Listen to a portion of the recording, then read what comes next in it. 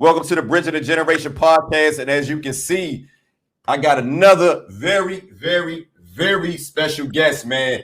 Now, before I get started, man, let me give you guys a little backstory on this brother right here. This brother has worked with some of the nicest MCs, man, out of the Midwest, out of the East Coast. We're talking about top tier lyricists. This brother has been in the battle arena. There's nothing that this brother can't do as far as with whatever he put his pen to that paper. Is basically nothing is impossible for this brother, man. So again, coming to the Bridge of the Generation platform, we got Ty Farris, man. What's going on, brother? Peace and love, man. Thanks for having me, man. Much appreciated, fam. Nah, no doubt, man. Like I said, man, we talked earlier, man. I know you're a busy brother. I don't want to press you out for time, man. But you got an amazing catalog, brother, and I really want to get into that, man. I don't want to hold you, but man, no, we good. I got time. We good. No doubt. But hey, please, appreciate it, man. So look, Ty, I always wanted to ask you this, man. Before we start this off, man, you go by is that your government name or rap name? Like that's definitely my government name, bro. I just came about it. I used to go by a bunch of names, man. It was all like related to. I grew up listening to Hot Boys, so my first name was T Flame. Okay. My homies gave me that before I rapped because we was doing crazy, like we used to call it Hot Boys shit. And, okay. So from there, I started having a little gun on me, a 40. And shit. So I changed it to 40 Flame. I went to the gun range. No doubt. Hit a mark with a 40 cal. So I said, I'm 40 Flame. But after a while of, continuing on the journey. No doubt. I felt like those names would hinder me for my growth. So I was like, man, I come from a poor situation. And my name isn't known. My last name, I'm talking about my last name. So no doubt. Man, I want to do something where my last name is known for the rest of my generation and generations before that. So I just used my name, and I felt that would be the best way to be more personable with the people who listening. So that's how I came about. Respect, man. So look, one thing I noticed, man, brothers that use their government names, I'm not gonna lie, man. Them usually the nastiest dudes, man. They I don't know that many artists, man, that use their government name that's whack, man. Yeah. I'm gonna just keep it a bean, man. So look, Ty, you out of Detroit, man. Yeah. What part of Detroit you actually from, man? I'm from the east side, man. My whole life, 6 Mile and Davidson. I grew up on two, it's like we call it the side of the tracks, one side of the railroad tracks, one side my mother stayed on, which was Davidson. I grew up from my younger days from like 5 to 12 to 5 to like 16, and then from 16 to 25 I was on 6 Mile. But we all this is in a 2 mile radius. Like I could walk from my mama house to my grandma's house.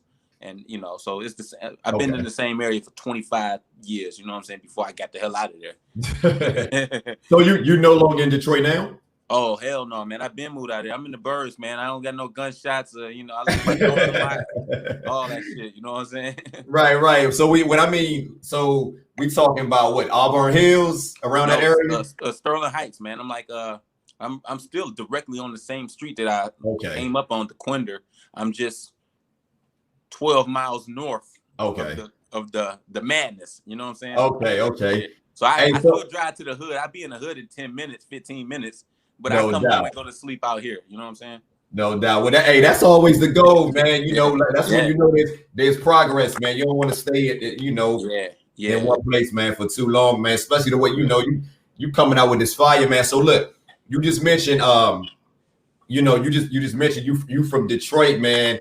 And when I think of Detroit, man, and I know you heard this probably a million times, but I gotta go there. You got to. I gotta go there, man. It's like the home of the spitters, man. Why? Before I go any further, man, why is the competition so fierce in Detroit, man? What is that all about? Man, only thing I can really think of, because when I got into it, man, I'm talking about early 2000s, sneaking in clubs to battle, it was the tradition of the people before me. So the people before me would be Eminem, Elzhi, Big Proof, D12, Slum Village, Guilty Simpson. All all these people adopted a mindset of, still sharp and still competitive. Exactly. So we had this place called the Hip Hop Shop where everybody go there and battle every Saturday. Okay. So, D12, Eminem, they get on, Slum Village get on, Guilty, he does his thing. I'm the next generation under that. And so in order to even get these guys' attention, now you gotta understand, Eminem blows up and blows, boom. Exactly. The only way to get these guys at this level competition, eyes on you, is to be as one of the most vicious guys lyrically, because they're lyrically guys. So Proof was real big, Eminem was real big, both of them real big with the battle. They all came up in the battle. So that's how I earned my stripes, man. Before I was even writing songs, I was just battling whoever I could anytime. I lost a lot of battles on the blocks. And let me phrase that, because I got an undefeated one-on-one battle record. Okay. But like on the tournament style battles where we would battle and it would be a freestyle battle. I wasn't good at freestyle battling. Somebody take this shirt and say you about to go beat a skull on your shirt and just destroy me. But when it started becoming a thing where I can write that shit down. Oh yeah, I didn't lose no battles then. You know what I'm saying? So, but Detroit was the only ones. I mean, I'm not saying that to take nothing from New York or whatever, but we really cared about you being able to freestyle in the battle, opposed to you having it like you would lose a battle in Detroit if you came in there with writtens back in the day. Yeah, like no, the DJ had stopped the record, like how my man House Shoes had stopped the record. No, that's written. So niggas was doing that back then? Yeah, huh?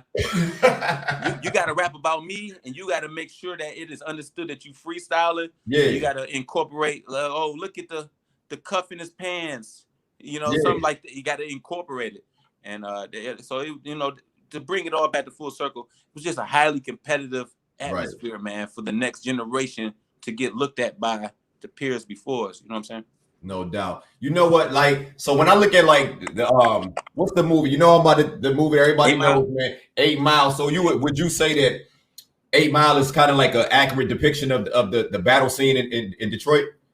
Well, at that moment, in that time when that was done, yeah, definitely.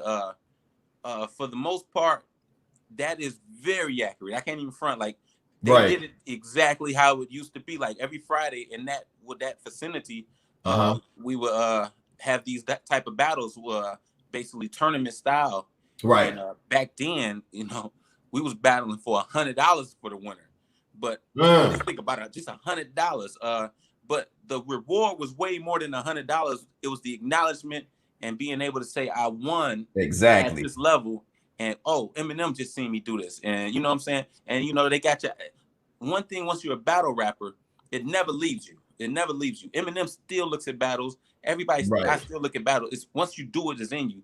So they respect the people who take battle rap serious back then. You know what I'm saying? So look, Ty.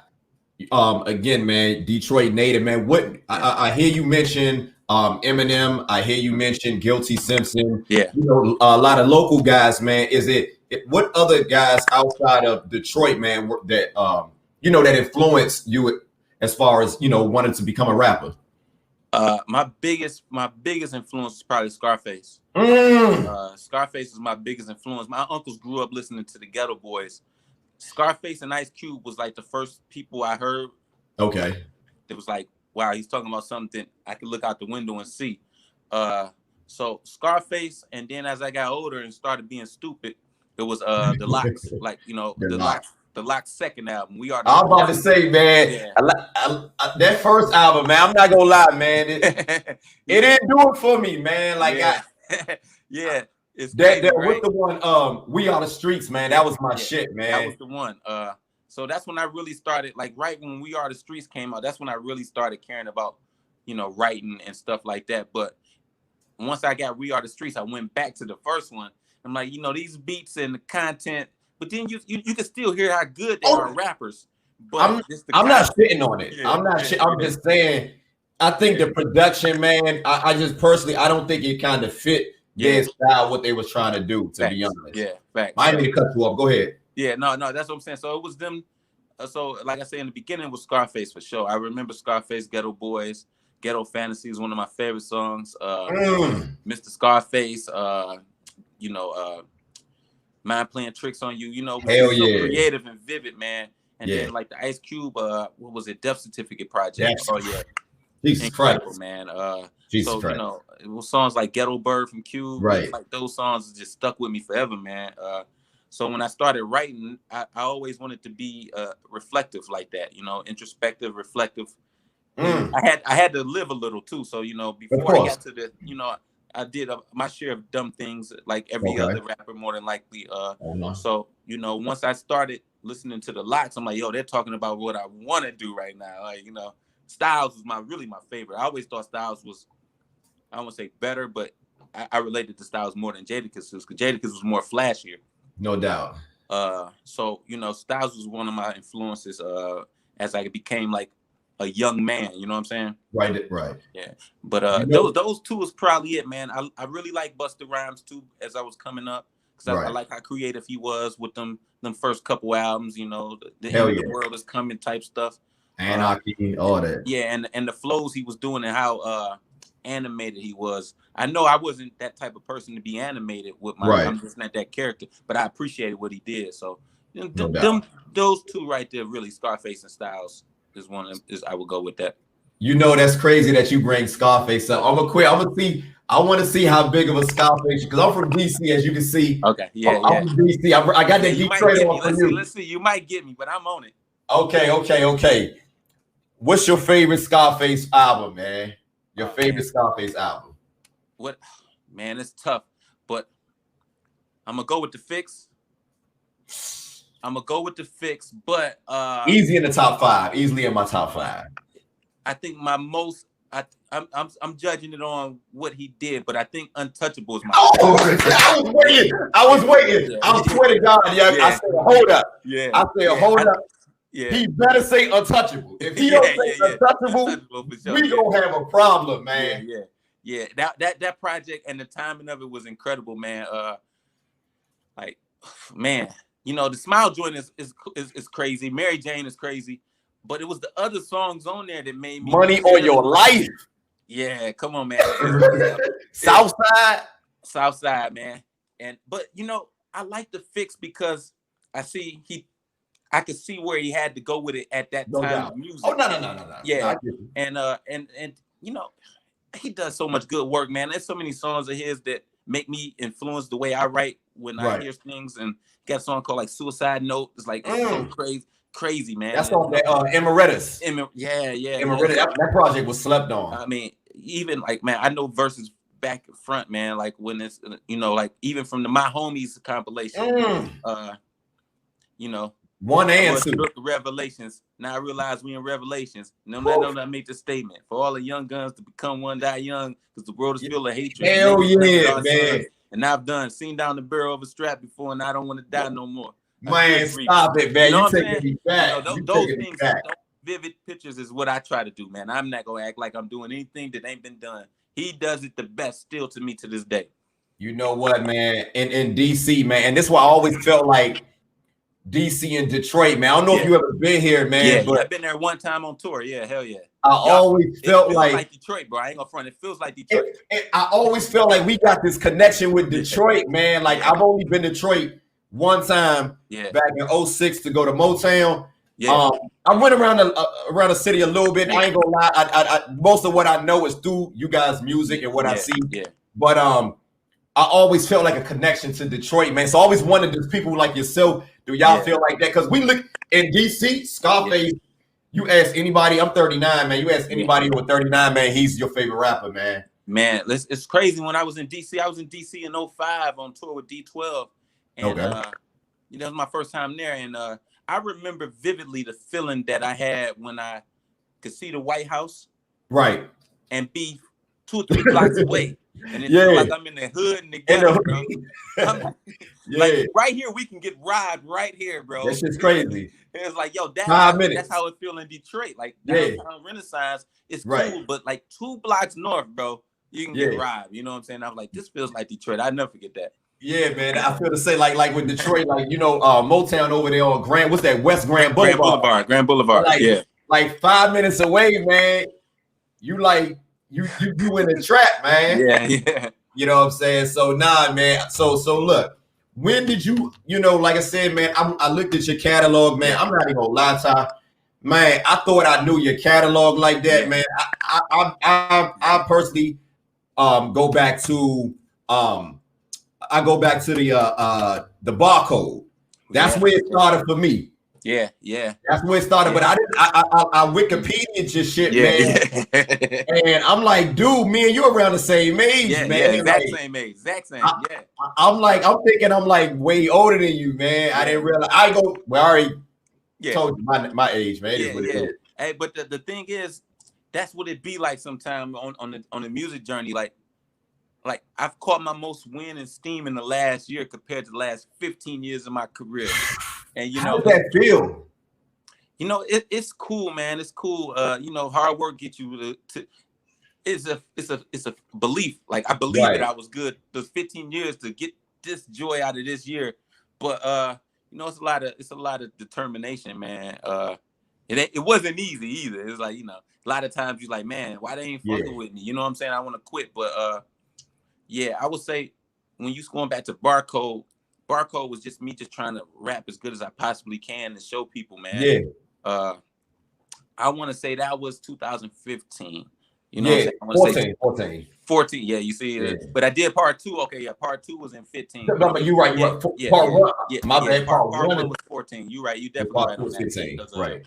I remember my man was on the joint. My man Name Tag. So yeah, you know. So 2014, 15. I was really trying to do anything to catch a buzz. You know what I'm saying? Like I'm gonna rap on these Alchemist beats. Hopefully he hear one or Evidence. You know what I'm saying? I knew the lane that I needed to get into. I just didn't know how. Coming from Detroit, you know what I'm saying? I think what I do sound-wise is different than most everybody. Like, you know, Royce does his thing with certain soundscape on a national level. Guilty has this certain sound that's tapped into the Dilla. You know what I'm saying? No doubt. So, you know, it was, you know, just trying to find, and, you know, just trying to find my way with a sound to get people attention. You know what I'm saying? So that was the mindset of the Barcodes. Yeah, I remember you had a project, man. I can't think of it right now off the top of my head, man. But I believe this project came out 2013. I went back to this project. It had Royce. Royce was on the track, man. You're talking about Rider Music. The Rider Music. Yes, the Rider Music. You did your research. I didn't got that shit shut down everywhere, but yeah, you did your research. Yeah, the Rider Music, man. He was on Promise, man. Yeah. And I always wondered, man, like, why didn't you guys do more work together, man? Like, and like the busy guy, man. You know, he ended up being on another song with me for my joint called Room 39. Room 39. I took them all down, man. I'm rebranding all that stuff now. What happened, man? Because I hate to cut you off, man, because I remember now 2014, I'm a Ty Farris. I'm all the way in. 2014, 2015, I'm in. Like, I already know what time it is with you. I'm tapped in all the way. Yeah. And then I remember when you dropped Room 39, man. I remember you talking about you was gonna have rapper Big Pooh, his brother Kid Vicious, Royce brother Royce, and then I didn't see. Not that I like, because you one of them type of artists, man. Let me say this, Ty. Yeah. You one of those type of artists, man, that really, to be honest, bro, you don't need features, bro. Yeah. You don't need features, but knowing how dope these guys, I'm a fan of these guys, man. And when I saw that, so I just always wanted to know if you want to talk. I'm an open book, man. I tell it all, bro. Yeah, because I know that, like me, now that I'm like media or whatever, and I'm seeing a lot of funny stuff. So if you don't mind touching, like what kind of happened with that a little bit, man? Because I was kind of looking forward to that, man. I'm not gonna lie. It came out. The album came out. No, not the features though. Yeah, the features is on the album actually. Yeah, they all on there. I just took it off of the streaming networks probably about a couple months ago. I sent it to you, the album though. But Royce is on there, Vicious is on there. Did a video. Yeah, we did a video for it, and who else is on the rapper Big Pooh on it? So it came out, but it kind of got lost in the sauce. I took it off of the streaming networks top of the year, actually, maybe a couple months ago. Right. Because it wasn't hitting the numbers. And I'm like, yo, I got these joints with these guys. hitting the numbers that I thought it would hit. And I took it down before No Cosign Cocaine 3.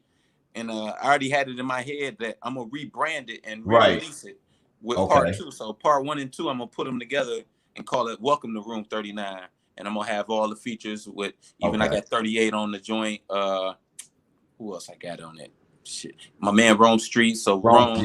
I got 2 joints with Royce, Kid Vicious, So it's coming back out, but I just feel like I had to rebrand it.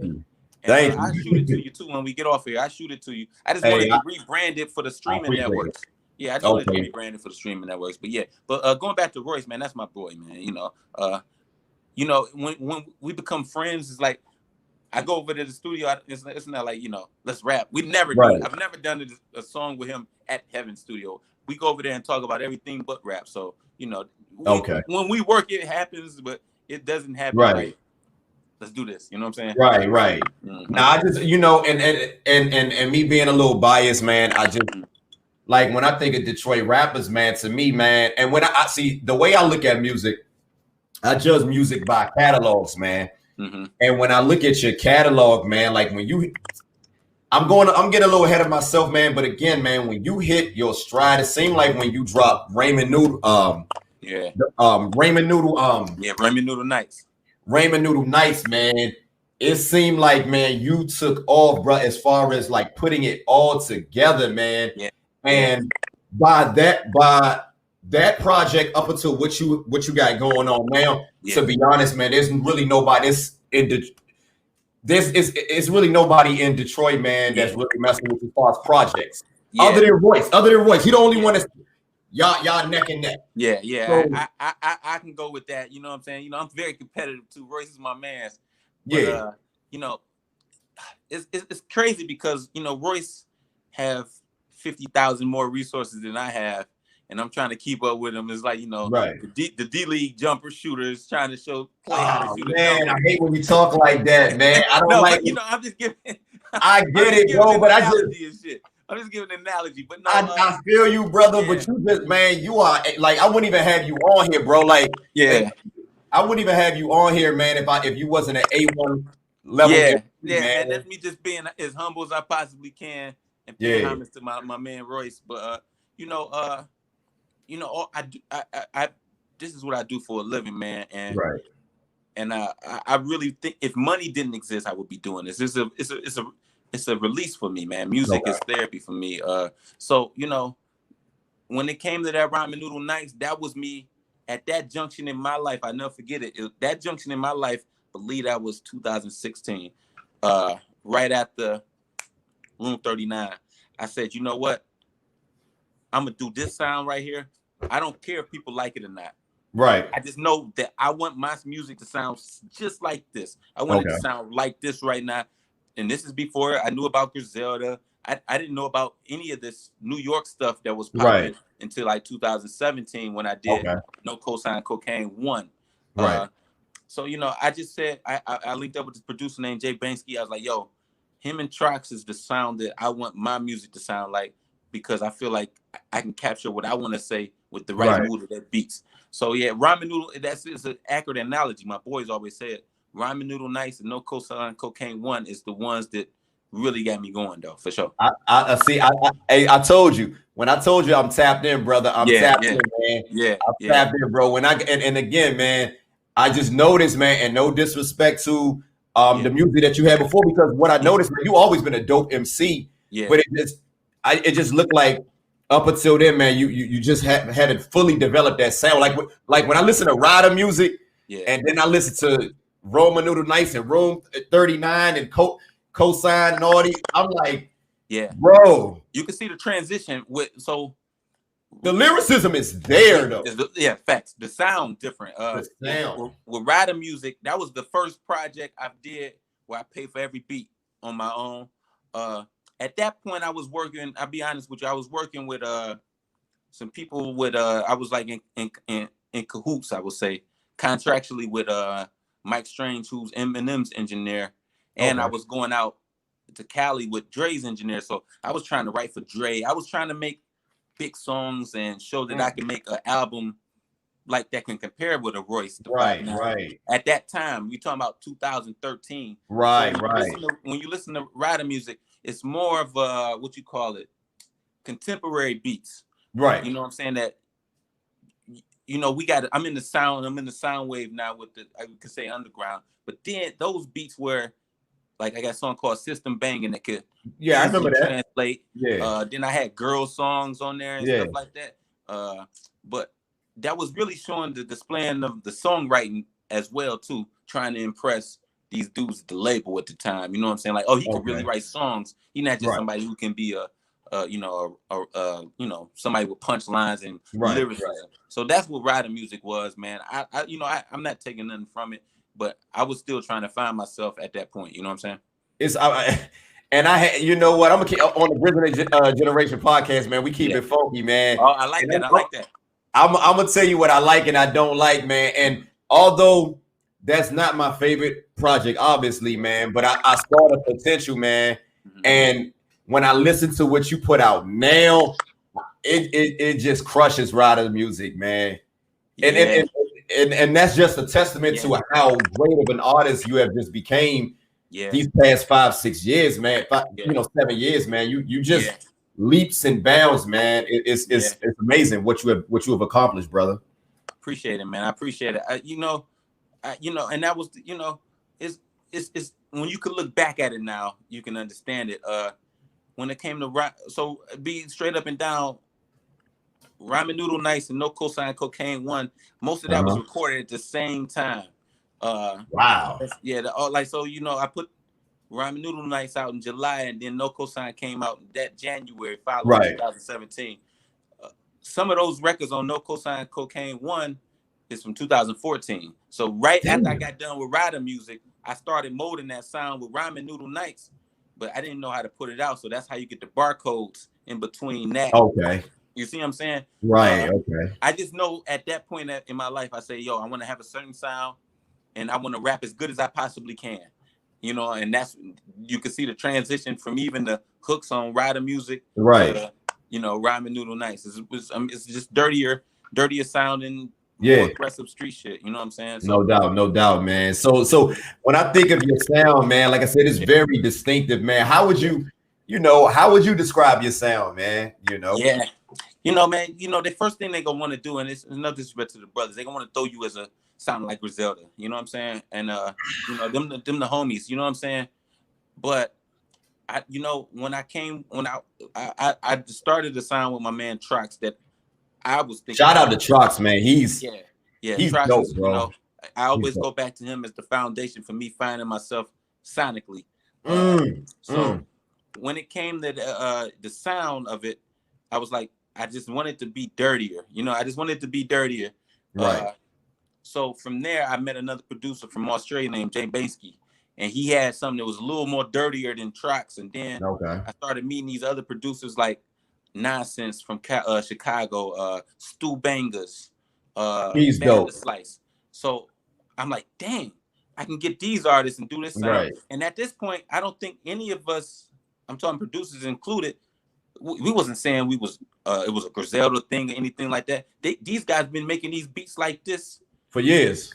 So you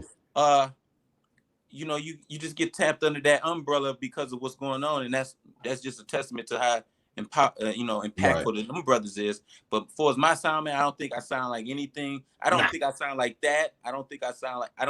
You sound like anything. Yeah, you know what I'm saying? Your sound, your voice, bruh, is very. You have a very distinctive voice, and I always felt like that gives artists, in my book, man. See, the way I look at music, man, is just different, man, than most people. Like, I don't care how many followers you have. Yeah. I don't care about how many records you sell.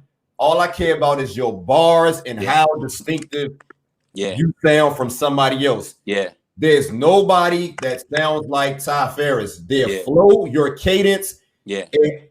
I haven't seen it mimic, and I've never heard you mimic anybody else's cadence or flow. I don't remember how you sound in high school, so don't. I wasn't even rapping in high school. I was a knucklehead. So when I think about that, man, like I said, I had to, you know, when I got you on this platform, man, I had to, you know, I got to let you know that, man. Yeah, you know, like I appreciate you for sticking to your guns, man, because I know, like, you know, like with the rider music, and I remember one particular song, man, when you was talking about how the labels, it was on that the last song on No Cosign One. Do you remember that song? Yeah. When you was talking about how the labels kind of, you know, they was kind of like, you know, try to change the sound or whatever, man. And that definitely. so how was happened, that? Break that down to me, bro. I don't want to, you know. No, man, listen, man. Even in the music, man, I tell it all, man. Like even with the people who I don't work with no more, you know, it's an understanding what happened with everything, you know. So you know, it's all love, man. But like I said, I was in a contractual deal with Mike Strange, who's Eminem's main engineer right now to this day. Okay. We did a production deal, and this is, like I say, 2012, 13, we started like that. And it was a 2-year deal. And basically, the goal was to come up with some songs to impress Paul Rosenberg that he and at that point in my career, I'm like, Shady Records, I can walk to Eminem studio. I'm like, but that was me thinking like I rap good enough for Eminem to like me. I'm not thinking about the business aspect of selling records that would really attract these people at these labels. Right. So I'm doing all type of Not Afraid records. Like Not Afraid. I'm doing I'm getting hooks sent in from all over the goddamn country with big hooks. Back then, B.O.B. had a song, Airplanes. I remember songs that. Like this. You know what I'm saying? Like, look at me now. Look, I'm doing songs like that. But you know, no disrespect to B.O.B., man. It's nothing because they're hell of a songs for what they do. But in my back of my brain, I'm like, okay, I'm gonna do these songs, but I just want to show him how good I can rap. Right. So, you know, that was the whole mindset with that. And then at one point, I just said, you know what? It was maybe a year or so, and I'm like, this is right around, I want to say, when I went to studio with Royce, and he was telling me that they about to sign Slaughterhouse. I said, what? So I'm thinking in my head, like, yo, they are just rapping their ass off. Why y'all got me over here doing Not Afraid records? And what's the one with Rihanna and shit? Whatever. Yeah, man. But, you know, it's an understanding of what they thought was good. I'm talking about the guy who I was in contract with. What they thought would do good to impress these people. Okay. And at the bottom line of it is like, man, Eminem loves lyrics. He's down to the technical aspect. He's a technical guy. And that's what I all cared about, is being technical. You know, I'm down to the structure of a damn syllable when I write. So, you know, it ran its course, man. And, you know, I'm blessed because I learned a lot in that process of songwriting. And it made me disciplined. Like, you know, I found out, you know, M goes to the studio 9 to 5 still to this day, like a job. And it just made me practice discipline. I was in the studio and they say, yo, recut that vocal. Right. Put a little inflection on your voice. So some inflection. I'm like, huh? After 100 takes, no exaggeration. I'm like, I don't hear no difference. Now I go back and listen to those inflections and I can hear the difference. I couldn't hear it then because my ear wasn't aware of what was going on. So, you know, I learned a lot from them guys, man. You know, it was just a, you know, a stepping stone and experience. I'm forever grateful for it though. So you actually got to work like up close with Eminem? Hell no, man. Nobody got close to him. No, nobody got close to him. Oh, okay. Nah, man. The most I've done is, you know, record at the studio he work at, but Eminem is like he's protected by the FBI, CDIG, whatever goddamn letters, and that's the homie too. You know what I'm saying? Like, I've been to M's house and things of that nature. No flexing, but you know, I come from. You just never work. You've been around him, just never work with him. Nah. Not the most I've been as close to is working with D12. You know what I'm saying? I've never worked with Eminem. But you know, he know who I am. You know what I'm saying? He heard the music. He heard the music through these channels and said, yo, man, he's a hell of a lyricist. So, you know, that was one thing that kept me going during this process. Like, yo, M just said I'm one of the hell of a writers. You know what I'm saying? So, yeah, but no, I never worked with him. He probably the only one from Detroit I haven't worked with. In, you know, Big Sean, you know, that hasn't happened either. You know what? So we mentioned Eminem, man. I remember on one particular track, man, when you was talking about you know, you was man, you came up under, you know, like Proof, man, his homeboy, man. Could you explain your relationship with Proof, man? How did that come about? Yeah, man, it came about from battling, man. Give it a break it down quick. Is I was in a group. It was me and my boy was rapping. My man Famous. We go by Famous and Flame. Okay. This is early 2000s, and you know, we just trying to figure out. We was the only ones doing mixtapes at the time. Right. I follow New York heavy, so I was like, yo, let's do a mixtape. So we rapping on other beats, MOP beats and stuff like that, Mobb Deep beats. And one day we riding, I'm hearing on the radio, 8 Mile freestyle battle at St. Andrews. Okay. Winner get $100. Now, mind you, we're listening to this on a boom box. Right. I don't have no car radio. Niggas stole my radio in front of my grandma's house. So the car radio's gone. Right. Boom box with deep batteries, cold as hell, no heat. You got to get out on one side of the car because my door don't open and shit. Oh, shit. So we parked around the corner because we rolled by the club and it was all the girls out there like, we can't park. And me getting out the goddamn drive, out the passenger seat. So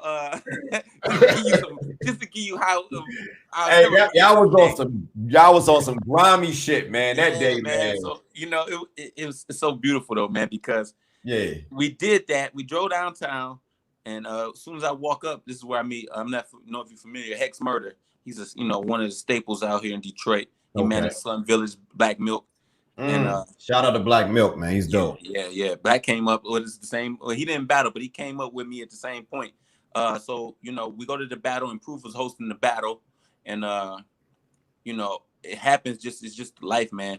His bodyguard at the time was a guy that I went to high school with, my man Dolo, and me and Famous was like, yo, we about to go ahead and smash everybody with these battles.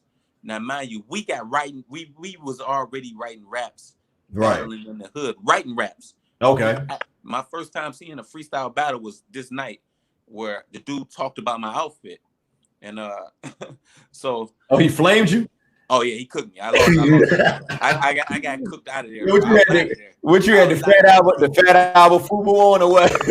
Yeah, I don't remember what it was, but Fubu was definitely likely, bro. Whatever it was, he cooked me, man, and I didn't. I tried to rap back and I stuttered. Like I didn't even. I was so shell shocked. And then they throw a beat on. Like I don't like in my head, I got a certain tempo for this rap that I wrote. I'm like, yo, you got to be able to rap on that beat instantly. So that was a learning experience. But we had our mixtape on this, and we gave it to Proof Bodyguard. Like, yo, man, tell P, check this out. You know what I'm saying? I said, yo, man, I remember you, man. My first day of high school, I seen you bust somebody's head open talking to the bodyguard. So it's my man Dolo. So he's like, yeah, he just blew me off like, man, yeah, I give it to P. So this happens for 3 or 4 weeks. Every week we go get smashed. I try to come in with stuff written on my hand, lines, and they smear off because I'm sweating, worried about the battle. Like, but every time we went and lost them freestyle battles, this battles had Marv One, Guilty Simpson, Quest McCody, Almighty Dreadnought, Super MC. I mean, these are the staples at this time in the battle scene. Every time Marv One been rapping that long? Yeah, me and Marv same age. We all about the same age. We I came thought up together. he was younger than us. Marv has been around the Detroit hip hop scene longer than me.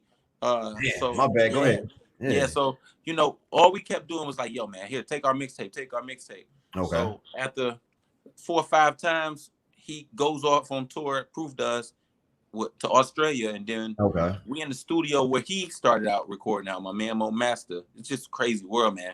We was recording at $10 an hour, no, $12, $25 an hour. $25 an hour in Mo Master, and one day we had Mo Master recording.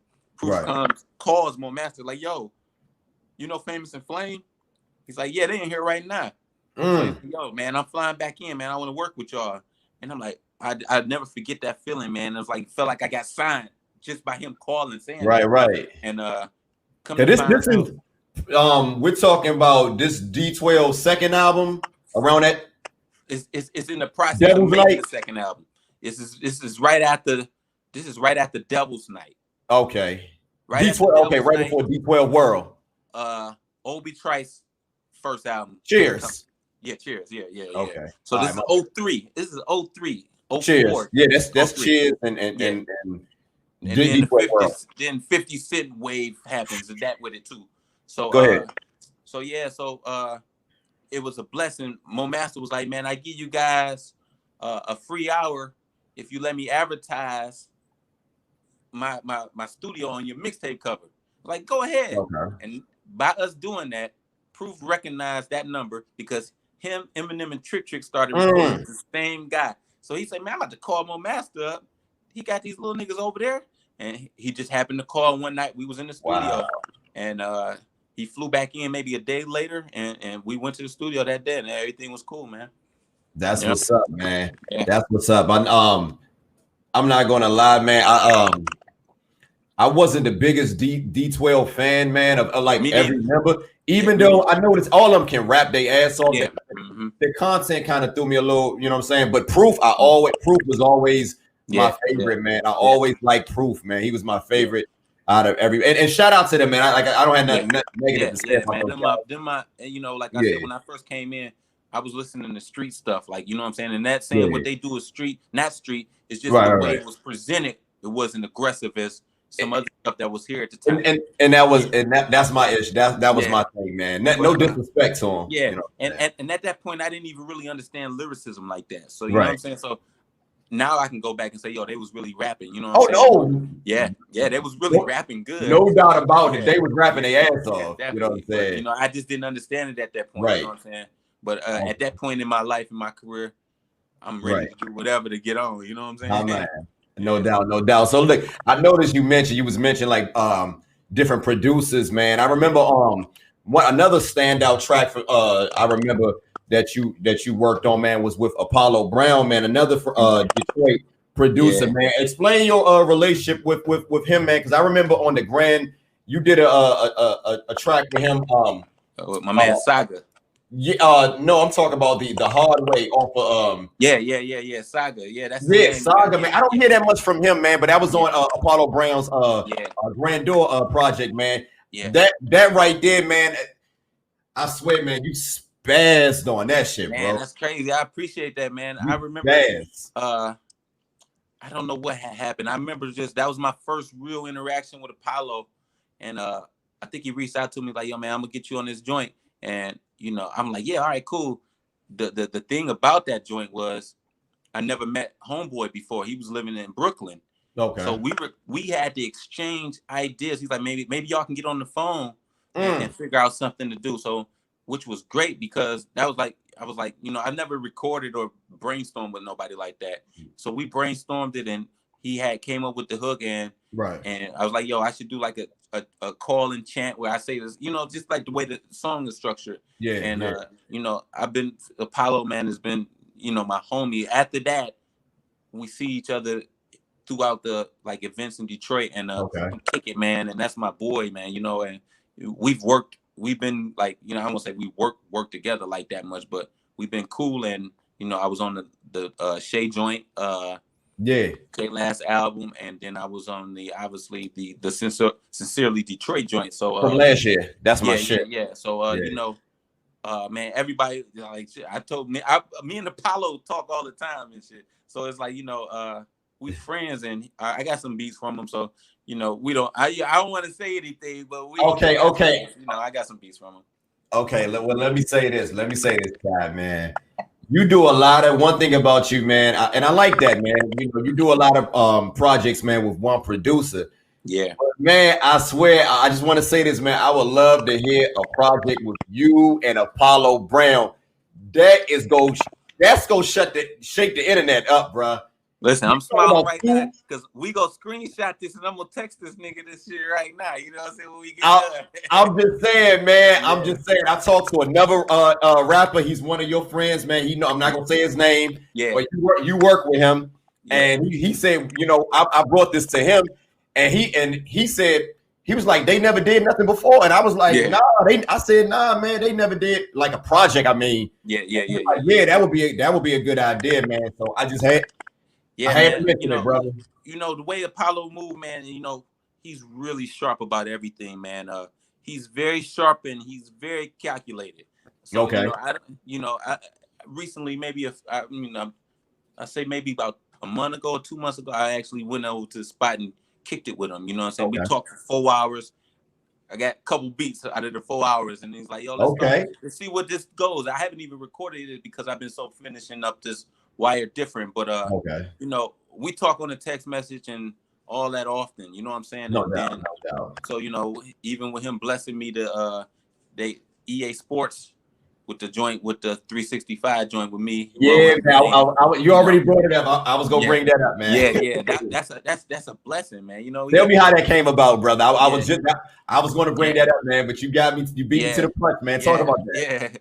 Yeah. Man. So he was doing the project, and he told me about the project before he started doing it. He's like, man, I'm gonna do I remember laughing at him. I'm like, you gonna get all these Detroit artists and make it together? He's like, yeah, I'm gonna do it. I'm like, all right, bro. That's that's how we joke with each other and kick it like that. And so it was like, all right, cool. He hit me up like, yo, man, I'm gonna get you on the song with Rowan Name Tag. I'm like, that's an interesting, combination. And I'm like, all right, I trust what you do. You know what I'm saying? Right. You hear something that I probably don't hear, and that's perfectly fine. Great brains don't move alike sometimes. But I think we was one of, like you told me, we was one of the only songs on that project where we all we booked a studio session and recorded it. Okay. You know what I'm saying? And that was, I'm old school. I'm like, I'm competitive. We all go in there. I'm like, yo, give me a pencil and a pad. I write it out on the spot. You know what I'm saying? And I think it was Ro idea to get maybe the Jay-Z hook in there. Whatever the hook was, I think it was my man Ro Spit idea. And man, the song came out crazy. And then it was like, he told me like, yeah, man, EA Sports want to use it for goddamn FIFA 2021. I'm like, okay, let's do it. You know what I'm saying? So, Apollo, the looks that I've gotten from Apollo projects has helped elevate what I'm doing right now. Even, shout out to Shay. Me and Shay been on each other before that. But, it's been a blessing, man. So Apollo get all the credit. Mm-hmm. No doubt. Yeah, for sure. Yeah, man. I'm not gonna lie, man. That's sincerely Detroit, man. I learned about a lot of Detroit MCs, man, from that project that I'm not gonna lie, I never even heard of, man. So shout out Apollo Brown, man, putting that out, man. Not to cut you off, but most of the people on that project has been doing it just as long as me. You know what I'm saying? Most of the people on that project has been doing it just as long as me. You know what I'm saying? I don't want to more of a just on a local level, and well-respected lyricists around here. So, it was cool, man. It shows a lot about Apollo character. He's like, yo, man, I'm gonna go back and make sure I can get all these people. And he knew the look, and we all got a look from it because it's Apollo Brown. So, man, he's forever. I'm forever indebted for those type of situations that he's put for me together. You know what I'm saying? No doubt. Mm-hmm. Hey, so Ty, we talk about the underground scene, man, and y'all been killing on the underground. I hate to even say the underground, man, because some people say that's kind of derogatory, man. I look at it, man, like independent, man. You guys are independent artists. But what would you look? How would you? What's your take on like the mainstream guys, man, like the 42 Dougs, the T Grizzlies, man. Because I bring that up, man. Listen. Let me finish. I want it because the reason why I brought that up, I remember I was on your IG live about 2 weeks ago, and you was somewhere, man, and you was like, man, I don't even listen to lyrical niggas, man. Like I like to get turned up, and I was like, what? Ty Farris don't listen to niggas that bar you to death or whatever, man. So you guys got another, there's another alternative for which what you do. So what's your take on the payrolls and the 42 Dougs and all those guys? Man, I love them all, man, because it's really two sides. Like I'm not trying to act like I'm a super street gangster dude, but after I do what I do with this lyrical thing, let's say it like that, I go back to the hood. Yeah. None of the people I roll with listen to my music. None of them. I'm talking about friends for 25 years plus. They're listening to 42 Doug. They listening to goddamn Sada. And but that's the element of that's the real Detroit though. Yeah. I'm not saying I'm not real Detroit, but that's the dirt of Detroit, inner city, bro. Yeah. And I'm from that, but I just got caught wind of a different sound and learning experience of music Right, than right, right. these guys. Because Okay. It's like I said, it's two sides, man. You got that side, and then you got what I do. People who Okay. try to be as spitters like Royce, Right. Eminem, Elzhi, Guilty Simpson. Right, right. So that side of Detroit runs Detroit. So Sada Baby walks in the club. Shut it down. He's a damn Beatle walking in. Shuts it down. One of the Rolling Stones. Yeah. I walk in the same club. I might have to wait in line. You know what I'm saying? Yo, it's Ty. Let me through. But it's always been Detroit, man. Detroit always show love and they show me love too. I'm not acting like that. I don't get the love. Yeah, man. Talk about that, man. I mean, what's the reception of the love in Detroit, man, for Ty Farris, man? So it's really simple, man. The love for me here is because of who I am, not musically. It's because how I'm in the streets and the people I know in the streets, man. It has nothing to do with my music. The people I hang out with, the people I deal with in these clubs and promoters, it's years of being in situations in clubs, in events with them. You know what I'm saying? They see me get dirty with niggas a few times. Yeah. So it's like, those relationships have been built over years and years and years. And it's understood. Like, I'm not looking for you to look for me for my music. I know you don't give a damn about my music. You know what I'm saying? That don't bother you? It don't bother because I understand the climate of Detroit. You know what I'm saying? I've watched waves of rappers be locally fucking superstars, and as soon as you go across a border, like I go to California, they don't know who nobody is. But when I go to California, it's a different thing. You see what I'm saying? Now I get the love outside of Detroit. Yeah. Okay, I see. So it's the gift and the curse, man. Right. And I've learned to I used to be mad, like, yo, man, I rap better than these guys by a long shot. But let's just keep it a buck, man. It's not about how good you rap. It's about what you're saying and the sound of the beat. You know what I'm saying? And that's Detroit, man. But for us, 42 Doug, Sada, man, it was so many of them, man, that I got playlists. On Friday night. I got my Hennessy and I'm listening to them. I'm not listening to my music. Yeah. I'm not listening to goddamn Rock Marciano. Right. Shit, bro. Because I already know what environment I'm finna go into. Right. This is when I get in my homie's car. This is what they're gonna be listening to. Right. I need to know the lyrics to the shit. You know what I'm saying? No doubt. Nah,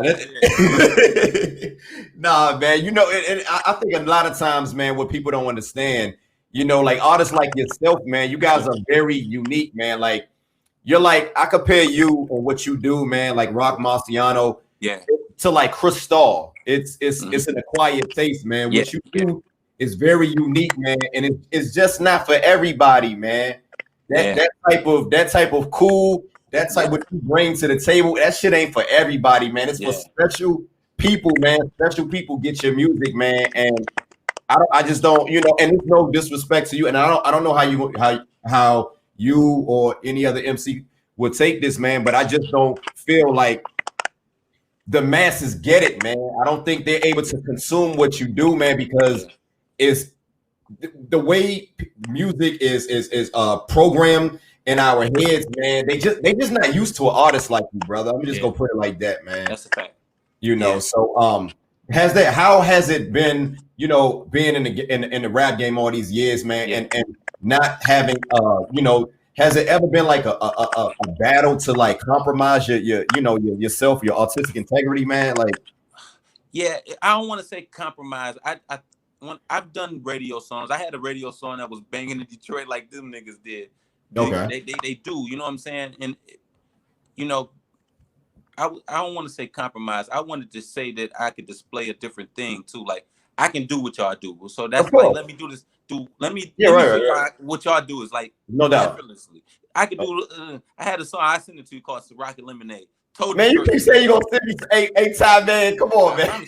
I write it down. Rappers always say I had 10 rappers say they gonna send me something, man. And I'm writing it down right now. Man. I'm writing it down, and I'm sending the Room 39s too. I'm gonna write it down right now. I'm a man. It's all good. I ain't gonna put you on the spot, man. Go ahead. I'm a man of my word. I promise I send it to you. But so when I I don't say I compromised what I was saying. The sound I catered to the sound of what I thought I can catch a wave with at that time.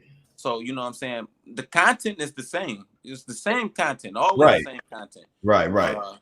But the sound, I definitely had a radio song. I had a few of them joints that I thought, okay, I could take off with this. You know what I'm saying? But I learned real quickly that ain't the move for me and for most. You got to have a lot of money to play that game. You got to have a lot. You got to have a lot of money. Let me tell you, I had the song called Ciroc Lemonade, and basically on that song, I've had to spend thousands of dollars buying Ciroc Lemonade to keep up with the image and the persona of me having a single on the radio called Ciroc Lemonade. So I'm like, man, this is not what I thought. I thought the song a goddamn label would call me and give me $1 million. No, that ain't how it worked. That ain't how it worked, man. So yeah. I don't want to say compromise. I just tried to adjust. I made an adjustment. Right. It didn't work, and I readjusted, and I'm here now. No doubt, man. And look, Ty, man, the reason why I brought that up because, you know, and one thing I like about you guys, man, even the 42 Dougs and the Starter Babies, all those guys, they sound different, man. Yeah, for sure. But there is a segment of hip hop, man, that's very widely accepted now, man, and everybody sounds the same, man. Like, what's your take on that, man? Like, everybody just riding these waves, man. Because I remember, you know, in that song, in that track, the last song, you know, you kind of touched on, like, you know, you might catch a wave, man, but then you up out of here after that, man. So what's your if you can elaborate a little bit more on that, man? Yeah, man, it's crazy because I feel like in the process of that, I'm not gonna name the names, but it's so easy to imitate and basically, I heard that sound on the radio. Right. I'm gonna go get that producer, or I'm gonna go get a feature from that guy. That guy's already if he's on the radio, most times he's already dished out the right amount of money, caught the wave. Right. So I always thought that was corny. When we came up in music, you was frowned upon for trying to sound like somebody. Like that was a no-go. I remember Drag On and Cameron almost beefing back in the day because of how the cadences was sounding in the early 2000s. Fushnikins and Dawes Effects. Yeah, that's what got Fushnikins out of here, man. I'm gonna be honest, bro. That's what got them niggas out of here, nigga. It was like, nah, man. Nah, you can't do it, man. So when it came to me for us trying to all it's been a journey from that phase of me doing the radio to meeting Trax, because Trax was the staple for me to find that sound. I don't want to say I was just trying to find something that I thought would still be me and the sound wise. So you know, when it comes to people doing music and trying to catch a wave and the sound, those people never last. It's so many artists that's, I mean, I don't like to name people names. Bro, I'll name them. I'll name them. I'll name them, yo. Yin Yang Twins. Yo, let's just like, come on, man. Everybody that was that D4L, like, I'll name them, man. I'm just keeping a buck, man. Like, it is what it is, bro. And I tell you this, we had a lot of those in Detroit. You know what I'm saying? There's few people here from Detroit, and I will never do that for his name is for Detroit. But you know, we had them where, boom, a Jeezy song would come out, a T.I. song. A connection with Jeezy, man. What is that all about? Before you continue, man. What is it with Jeezy that y'all love about so much, man? Because of the BMF situation, he was connected with that. You know what I'm saying? You know, Meech is from Southwest Detroit, so that and listen, Jeezy was out here. I remember, I'm like, this nigga cleaning up. Jeezy come out here and do fucking 4 shows a summer. Clean them out, man. It's like, but Jeezy music felt just like how 42 Doug and Cider Baby right to us, you know what I'm saying? So yeah, Jeezy is basically Detroit to us. You know what I'm saying? I've heard that. I've heard that, you know, before. And then he did, you know, rock with, you know, Payroll in them with the Doughboy niggas. So, the cash the Cash Out Doughboy. So, you know, Jeezy, this is a second home for us for sure. I always wanted to ask somebody about. It stems from Big Meats though. Okay. So look, man. I noticed you. I remember on this. I want to get into this project, man. We was just talking about it.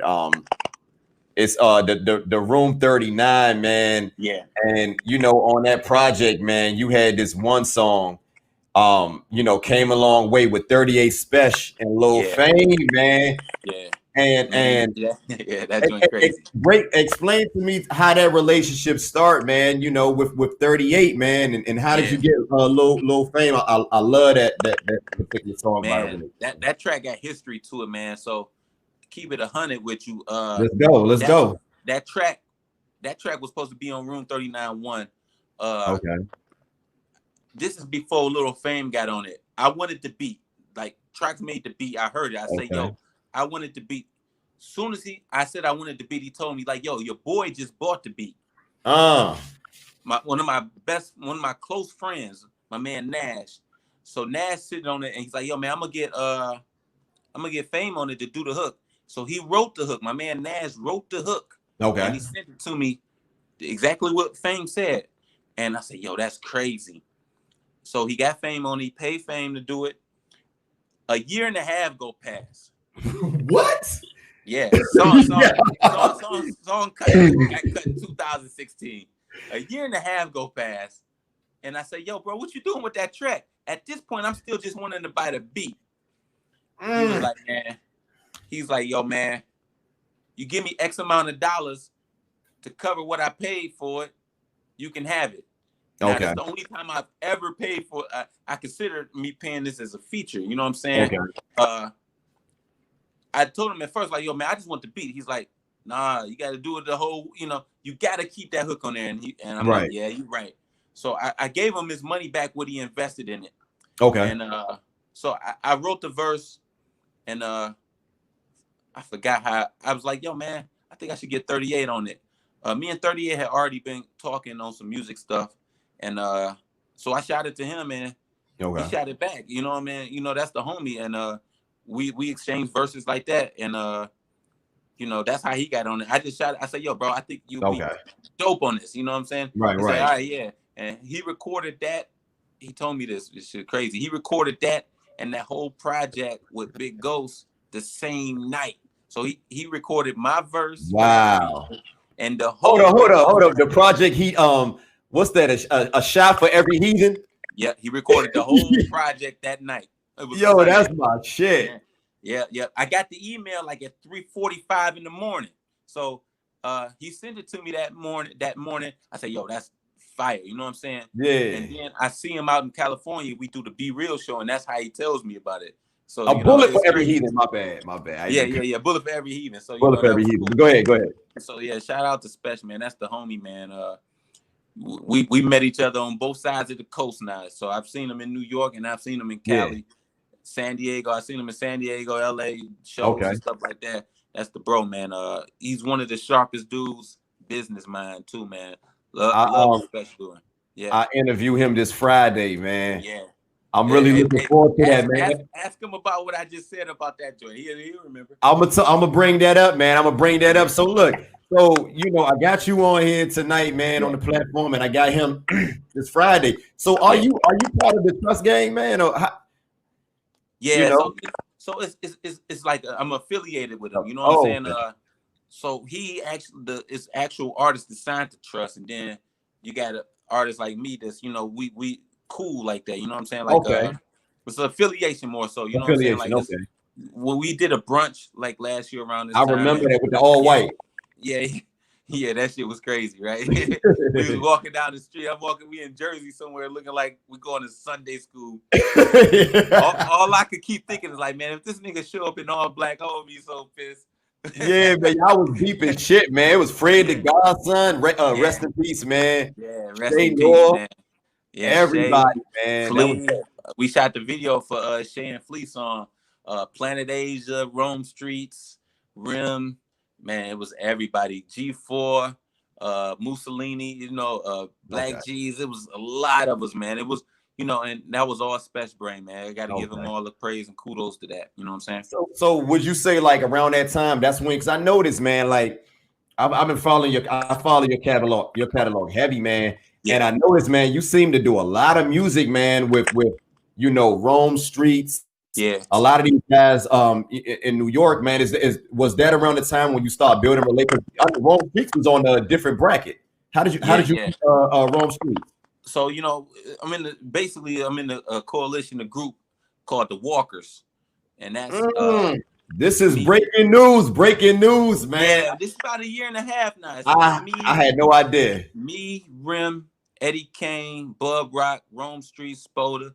You know what I'm saying? Then we got Wavy the guy producing, Artivist is a producer.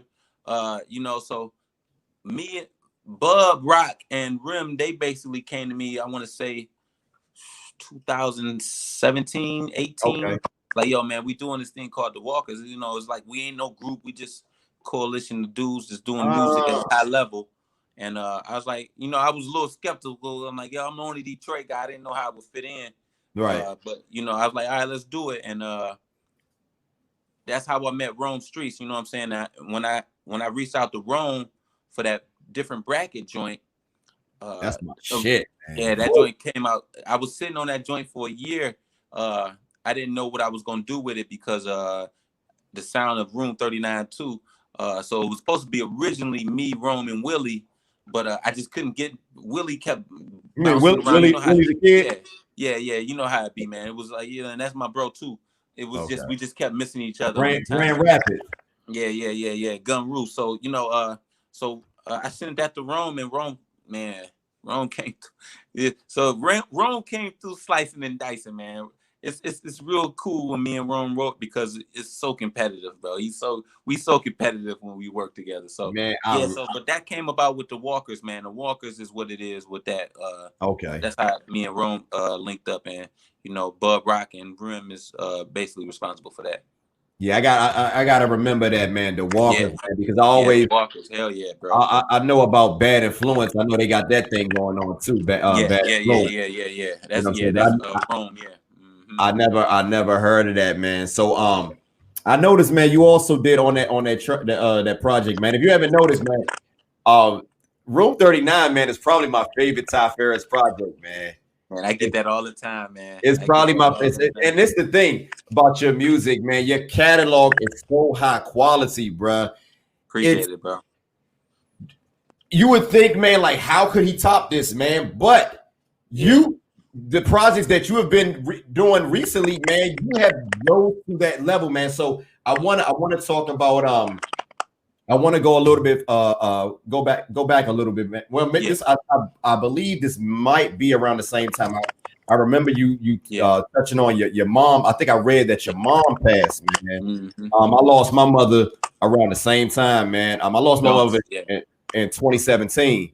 That was around the time that you dropped this project, man. So how has that how has your mom's passing, man, how has that influenced you as far as continuing to make music, man? Yeah, man. So my mom's passed actually so me and Trax really started recording Room 39 in 2014. We was planning it, you know what I'm saying? Okay. And we started recording. There's a song on there called Another Crack Baby. So that was a single that we had. Okay. And then we end up having I'm to give you the real deal with it. We had a deal in place, a distribution deal in place for the project with the same people who was releasing House Shoe Gang that was signed to Crooked Eye, the Crooked Eye brothers. Oh, his brothers. Yeah. His brothers. And Royce and Crooked was putting out projects with this company, and they was gonna give us a nice bag of money and put it out. But that guy ended up getting diagnosed with cancer or something, you know what I'm saying? And so we waited 6 months. 6 months we didn't even hear from this guy holding the project, you know what I'm saying? So my mom's passed in 2014. I had a baby on the way, my daughter Lauren, 2014. Okay. I caught a DUI 2014 Cinco de Mayo. So that made it harder for me to record and travel and stuff like that because I wanted to go out there with Trax. So for a year and a half, it really was me recording some of them songs like that. So it was tough, man. So some of them songs, I had a lot of songs that was a lot darker that never made it because I was in a slump from my mom's and you know, the DUI for 18 months where I couldn't move the way I wanted to. You know, I don't want to say I was going crazy. I had one in 2003, bro. I know the So feeling. it was just tough, man. And to get through that for the writing skill, because everything I was writing become like dark. You know what I'm saying? So I didn't want it to be that way. You know what I'm saying? Right. So once I lost my mom's, you know, my mom's had a drinking problem. So, you know, I tried my best, you know what I'm saying? And, you know, at a point, you got to understand that some people don't want to change, man. And that was my mom's, you know, and God rest her soul. But she already had it in her head that she was going to drink and live her life. And you know, that's just the way it was, you know. So once I understood that in my head, I mourned way before her dying. You know, I already mourned because I already knew eventually that she would do this to herself. You know what I'm saying? Right. And it was just a harsh reality I had to deal with as a kid. But once I got the call, then it hit hard. Like, okay, now it's here. You know what I'm saying? So, you know, it was tough, man. It was tough. It was tough, but I don't want to say it was tough as I imagined it would be, because years and years of me processing that this is going to happen kind of prepared me like that. Prepared you. You're right. Yeah. So, you know, it was tough and having to deal with that. But musically, I think that on top of the DUI, on top of having a baby on the way, all that kind of affected me to a point where, you know, that's how you get them barcodes and stuff. I'm just writing at that point too. You know what I'm saying? Like that's just like keeping my pen sharp and shit like that. But for us like writing songs, I wasn't in the right place. Yeah. It seemed like I said, man, like I don't know if you notice this, maybe this is something, you know, subconsciously, man, but it seemed like around that time, man, again, bro, you put it all together, man. And I don't know, it looked like, and correct me if I'm wrong, man, but it looked like maybe it was just, do you ever think like it was a now or never time? Like, cause it seemed like you know, listen to you talk, man, like maybe, you know, your back was against the wall. Yeah, and that's you put out projects, man, as if your life depended on it, man, and you haven't missed, bro. Man. You haven't missed. You haven't missed. That was, you know, man. You probably described it better than I could have, because I mean I've been doing it for so long, man, and you know, that type of chain of events could, I don't want to say it break you, but it's just make you reflect. Like, yo, am I supposed to be doing this? You know what I'm saying? So, when it all happened, music, and then again, like I say, I got a daughter on the way, and then I got to wake up at 5 a.m, calling in colors and piss testing 2-3 times a week. I can't even think about music because I'm so worried about the future of my kid and moving and my mother's stuff. And so it was a lot of stuff going on. But once I said, all right, I'm gonna do this right here with the Room 39, and you know, God, you know, thanks to Tracks, man, you know, I recorded 35 songs for that joint. 35 easy. I got them all still. And cut a lot of them because it was all sad and stuff. So you hear a song like I Can't Even Cry on that joint, you know. That's my shit. I love that. I love that song, you know what I'm saying? I recorded that actually right before my mom's passed and shit. Okay. But that was the mindset. I was in a different mindset music wise when it came to that, because my mom's died in August. The fucking DUI happened May Cinco de Mayo. So, you know, I was like, damn, man, all right. You know what I'm saying? I was just in a different mindset with it. Not knowing and then I didn't want to be too personal because I was still hiding things, you know what I'm saying? Like now I'm more personal. At that point I still had a certain bravado that I thought I had to you know, protect my image, where I didn't want to be personal and even talk about like what I'm talking about with my mom's being alcohol and doing drugs and stuff like that. I learned to just embrace it and just tell my story and hope somebody else can, you know, get something from it. You know what I'm saying? No doubt, man. I appreciate that, man. But, you know, like I said, when I listen to your music, man, it's very, you know, self-reflecting, man. I see the growth, man. Like you would think, man, you know, and they say, man, artists, you know, sometimes they say, oh, artists are washed up at certain ages, but it seems like recently, man, guys our age, man, we killing it, brother. Man, it's not even close. It's not even close. Yeah, man. Like, what do you think about that when they talk about, you know, the age, you you know, like they try to put age limits on hip hop, and we not old, bro, but it just seems like, I still play basketball 2-3 times a week, man. These guys can't fuck with me. Exactly, man. You know what I'm saying? So it's like, what do you think about that, man? Because it just seems like you're getting better and like the quality of music that you're making, bro. There's no slacking, bro. Like, do you ever feel the pressure to like, wow, man, how can I keep this up, man? It's definitely a pressure, man. I remember talking to my boy at the No Cosign Cocaine 2, and it was like, oh man, I'm getting all these looks. He's like, what now? I'm thinking, yeah, I don't know, bro. I don't know what's now. So we come back with Room 39 2, in which I felt like I wanted to do such a thing where I didn't want to be placed in the box sound wise. What you mean by that? Like, so if you listen to Room 39 2 and No Cosign Cocaine, Room 39 2, it sounds more almost back, going a step back to Rider music, but I really wanted to display song making on that joint. You know what I'm saying? Okay. So, you know, what's happening now with this whole wave of things, people not really making songs like that. I agree. You know, you get a hell of a verse, maybe a movie skit, and then, you know, they on to the next one. But in me, I'm a songwriter now. I'm at this point in my life, I'm a songwriter, and I want to have, like, I was taught, like, through Proof and D12 and even the years with Mike Strange, structure. Like, you know, people you don't see 3-verse songs no more because the writers, they're not able to capture anybody attention for 3 verses because it lacks uniqueness. Right. And you know, a range of talking about one subject. Yeah. So, you know, I always want to make sure I balance it out with that. And what I come to find out, just like how me and you having the discussion about Room 39, everybody goes back to that project. And if you listen to that project, every song got a hook. It does. Every song got a hook. And, it does.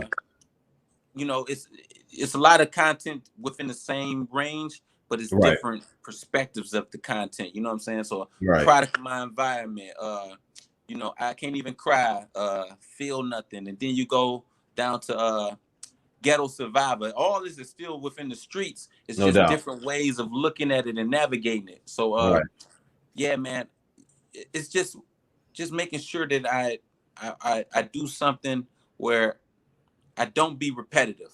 No doubt. Just with the wire different. Like this was risky for me. You know what I'm saying?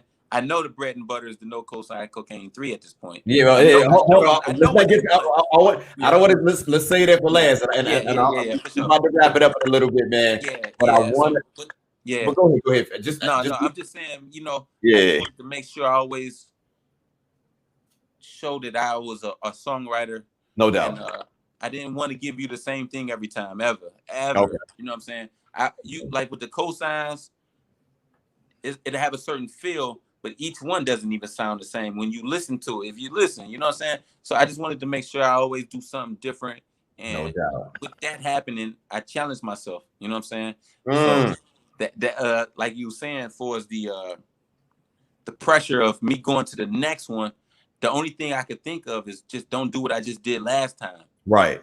You know what I'm saying? That's the only way I can because I would get bored if I do another No Cosign, like I'll do part 4. Right. I can't make it sound like 3.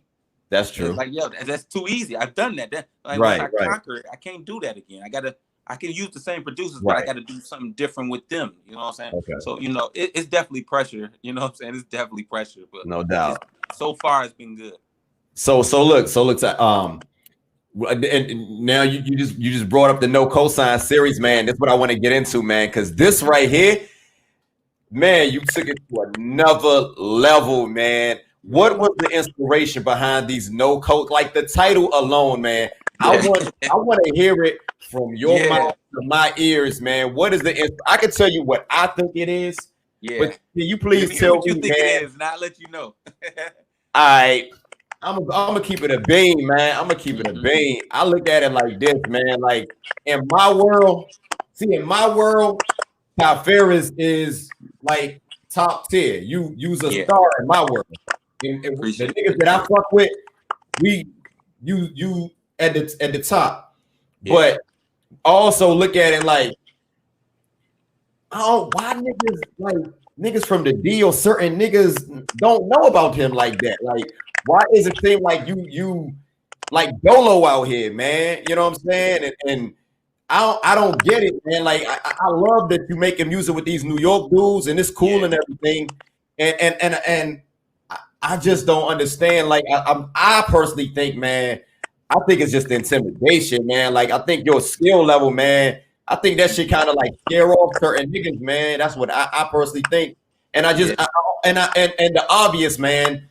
To be honest, man, you really don't have like that major cosign, bro. Like, you know, like a nigga that say Ty Farris is like a nigga might say it. I'm talking about like that. Really put that shit out there. Like, come on, man. Ty Farris is dope, bro. We know he can rap, but fuck that shit, man. Let's talk about the catalog. Let's put his catalog up against this dude. Not just the rapping, because you can have niggas that can rap their ass off all day. Let's compare catalogs, huh? Facts. Put the catalogs in the table and then let's go. I know that was my bad, bro. No, that you basically hit it on the nail, man. Years and years of being in Detroit, man, and and first and foremost, I'm a man, so obviously, I'm not asking for no handouts or no doubt anything. If you wanna show me love, man, I appreciate it. And that goes from the top down, man, from Eminem down to whoever else, man. And I can say this, and I don't give a fuck, because I know how hard it was for me to get to where I'm talking to you about this. So, yeah, man. So I came up with the no cosign shit, man. I just got fed up, bro. I ain't gonna front. I just got fed up of not. I'm watching people get looks from the city. Even like with the Detroit versus everybody. I'm like, yo, man, I should have been on that shit. You know what I'm saying? I'm just thinking things like that in my head. But again, I humble myself and understand the way the industry works too. Like the names is on there are people who are in certain positions. It's not about how good I can rap. Right. So at that point I was like, man, I'm gonna make sure that I let the world know that I can rap just as good as everybody from this motherfucker. So I don't remember how I came up with the name. I just know I was I was somewhere where some cocaine was at. I remember that. That's all. I'll leave it at that. I ain't even want to touch on that part. I'll let you touch on that one right there. It's a little validation with the cocaine. Yeah. Oh no, let's not get it fucked up. Like the streets, man. Yeah, not to put too much out there, but we go. You ain't no stranger. But so that was the and I've had I had a thing where I do these type of titles, man. So I had a project years ago before writing music called Champion Hoodies and Hennessy. And what I come to find out, man, is these titles, they roll off the tongue and they're memorable when you got two words with the same front syllable of it.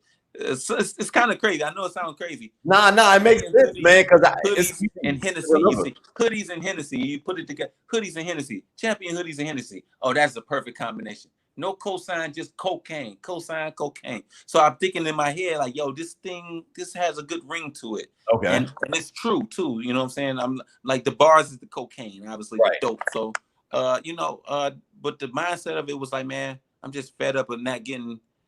Like, why am I not getting a cosign? Like, from everybody. Talk about it, man. Talk your shit, man. Like, yo, why am I not getting a cosign? Man. Eminem, you know what I'm saying, and it's the fam too. But it's like, he probably don't even have an understanding what's going on. But it's like, yo, bro, I was with your man's, proof, and I'm the only one that's still rocking. Just say, yo, shout out Ty Farris. That would have been the love, you know what I'm saying? But again, it's all love with them, man. I'm not expecting them to do that. Yeah. I would have liked it, you know what I'm saying? But I think the route that I've taken right now to this far, I'd rather took this route, you know what I'm saying? Because it's more, I get the glory from this, man. I get the glory from this conversation because I know ain't nobody helped me. Nobody helped me, man. I'm appreciative of the features I've got, like Royce the 5'9", man. That's my man's, Royce was really instrumental in me when I went through my DUI too, man. No doubt. Talked to me a lot. So, that's my bro. And Royce have shown love. And he ain't jumped off the bridge screaming Ty Farris, but he's made sure that, you know, he's showing me love and on the social medias and shit like that. So that's forever the homie, man. But for the most part, man, like, you know, in my head, I feel like I should have been getting praise among the people, you know what I'm saying? But you know, it's neither here nor there. I'm happy to be here, man. You know, I'm happy to be no here. doubt, man. So look, I wanted to say this, man, and I told myself, man, I want to, when I start this conversation off, man, I want to show gratitude, man, because again, I feel like when it comes to this podcast and this knowledge of music, I personally feel like I'm the best. Just like you feel, I know I'm not. This has definitely been one of the more entertaining ones I've been on in my life. I can tell you that, bro, for sure. Thank you, man. I feel like when it comes to this music knowledge, man, I personally feel like I can talk this shit all day, man. Just like I look at I look at you kind of like a parallel to me, man, as far as like, man, just keep on.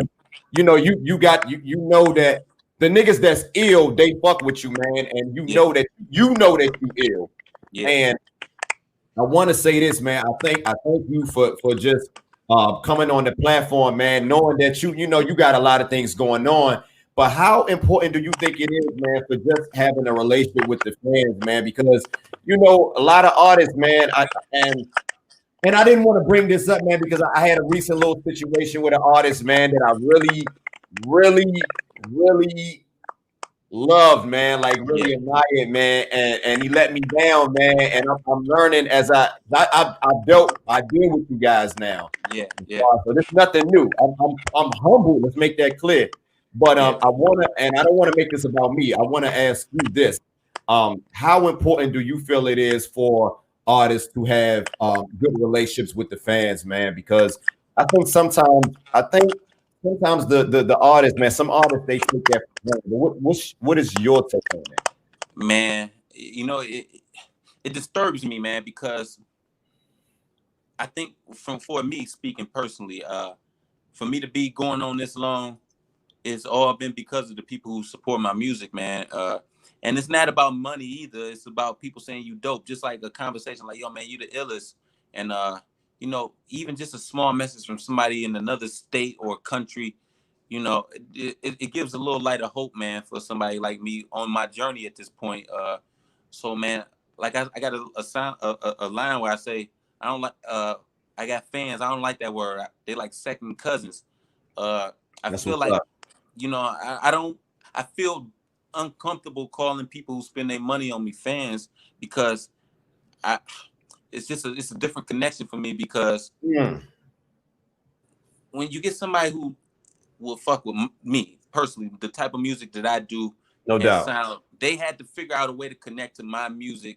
You didn't just find it like that. You know what I'm saying? Yeah. You know what I'm saying? You had to do something to connect to it, and then you listen to it, and then you like me. I feel like, man, that's the best thank you for your art that you can get from another human being, man. So even anything to do with fans, man, I give it my all, down to the merchandise. You know, man, I hear artists and rappers jerking the customers from you know, merchandise, and that's sending them shit, and you know, it burns my soul, man, because for me, that's my livelihood. I need these people. These people support me at this point. My livelihood. You know what I'm saying? So for as my connection with the fans, every one of them, anybody hits me up, I try to make it, if I got the time to make it as yo, thank you. I appreciate you, as personable as I can, because like, yo, man, I just copped your album, man. I don't give a fuck how big I am. God willing, I can stay. Like, I know I will. You know, the number of messages has become a lot, but I still try to make sure I just, even if it's just me saying thank you. You know what I'm saying? I appreciate you spending your money, man. And you know, you get fans that want to have a small dialogue with you, man. I'm not no bigger than you just because I rap, man. You a human, I'm a human. We go through things together. Exactly. Oh man, yeah, man. My mom just passed, man. I'm sorry to hear about your moms. You know what I'm saying? Just that conversation, man. And you become cool with these people. You know what I'm saying? The fans is everything to me. No, I appreciate that, man. Like I said, I'm humbled, man. Like, you know, having an artist, man. If somebody would have said, man, I would have had Ty Farris on here. I just started literally like October the 6th, man. I got 25 interviews under my belt. But if you would have asked me, man, I would have had Ty Farris on here in like a month. I would have said no way, man. Just man. But no way. You know the way you present yourself and the way you go about what you're doing, you're gonna be good, man. You're humble, and the way you present yourself about doing this, you know what I'm saying? Thank you. It goes a long way, man. And you know the real niggas go fuck with it. You know what I'm saying? They go fuck Right. with it, and it's just it's a bonus. That's just so knowledgeable. Like you was very knowledgeable of me, as you know, and I appreciate it, man. I'm humble. Yeah. So you gonna be good, man. I'm glad I got to come on. You know what I'm saying? Nah, thank you, man. I like I said, man, with your music, man. Yeah. It's just it got to a point, man. I got offended, man, when a certain artist said something about you, man. I felt I took it personal, man, and I'm like, I said, you know what? I don't think you listen to Ty Farris while you saying that. You said you sound ridiculous, man. And I don't want to say it's an artist. It's an artist. Yeah. And you probably know him. I don't want to say his name, but it goes to show that I'm like, you're not listening to him. But say that. He didn't say you was whack or nothing like that, but he said something I just totally disagree with, because I'm like, Ty Farris doesn't sound like anybody, man. So Ty Farris is the type of artist, man. I feel that once you tapped into what he does, you're in. Like you're going to get it. And man, your music is very, how can I put it, like therapeutic, man. Like it's very easy on the ears, man. Like I don't see how anybody doesn't get what you do if they take the time and listen to what you're doing, man. Like I really love what you're doing, brother. Appreciate it, man. I can give you a parallel to that what you just described to me, man. The artist, my man Kai, man. He's dope. Super dope. Super dope. Super dope. I had a homie who was telling me about him. I would say 2016. He was telling me about I want to say Honor the Samurai. That's I love that project. Oh. I remember listening. I remember trying to listen to it and couldn't get past the first song because of the beat. Right. No drums. No drums. Yeah, no drums. And I was rapping on stuff with no drums, but it was a combination of the no drums and his voice and the content. Yeah. It was like, and it always depends on where you at trying to listen to something. That's true. That's true. So, whatever the case may have been at that point, he was telling me about him. I was like, nah, I just didn't catch it. Right. I go to New York, I want to say 2017 or 18, whatever it was before the Hermit and Recruits dropped. And my boy put it on in New York. And as soon as I heard it, I say, what was the joint? Damn, that's another Vessel was the joint. Vessel. Oh. So at that point, I'm just sitting in the apartment listening to the video, and I'm looking at it and I'm hearing it. And I actually, all it took was for me to listen to just a little bit of it. That's it. Said, that shit is incredible. From there, I dug down to every song the man has done since then. Yeah, man. One of the best writers ever for me. One of the best writers ever, man.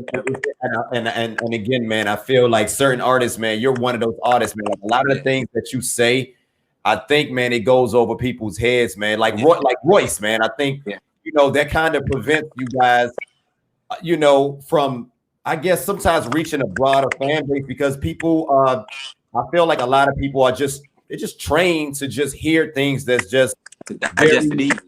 Exactly. And excuse me. And I feel like, and it's not like you're being super overcomplicated on every bar. But the way you put it, man, and the delivery, your cadence, your voice inflection, it's just so different, man. It's just nobody doing it like how you do it, bro. I appreciate it, man. I believe this, man. Like I've had this conversation with Kai actually. It's like, man, once I'm gone, man, my art, man, my writings, right? How would they be looked at? You know what I'm saying? And I had that convo with him, and it really struck me, man, because I don't want to be just normal when it comes to my pen. I want it to be something where it's like, yo, that was uniquely said. I've never seen nothing said the way that was said. And, that's what challenges. I mean, I think that's what, get artists like him, Royce, me, and all the witty artists is trying to say something that's never been said before. And or describe something that's never been described before. You got a lot of those lines, man. when you hear it described, yeah, you ain't even think about it until it was described to this degree to you. You know what I'm saying? Exactly. And Kai's a master at it, man. Kai's a master at it. Yeah, for sure. I love that, man. So look, what would you say? I want to. There's another question I wanted to ask you, man. You know, and again, man, keep it a buck, man. Like, what would you say was like some of the challenges, man, of being a, you know, I'm not gonna use the term underground. I told myself I'm not even gonna use that term underground. But what are some of the challenges, man, of just being a independent artist, man? You know, in 2020, if you could just touch man.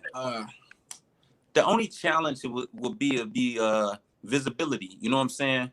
And that's been the challenge for most of us. You know what I'm saying? Before COVID as well. Right. You know, this game is all money, man, and unfortunately. Unfortunately, like, you know,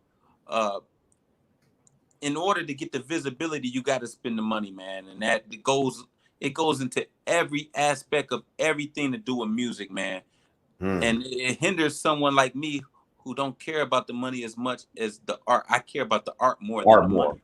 So, you know, I feel like, y'all not understand how dope that verse was.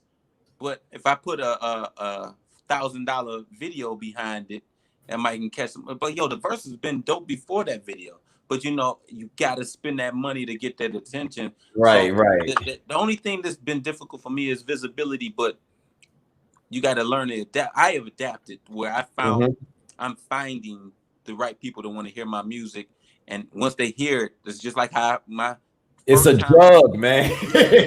once I got it, I'm a fan for life. I'm a fan for life, and I've been able over the last couple years to just tap into people who I really feel like this all I ever needed to do, and this is from my jump from the jump. After I started to feel like I was getting better, all I ever needed somebody to do was just take the time just to listen a little bit, just to listen. You know what I'm saying? And if you walk away, fine.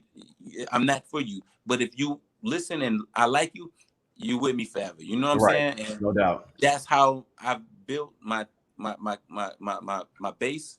And so the visibility is the only thing.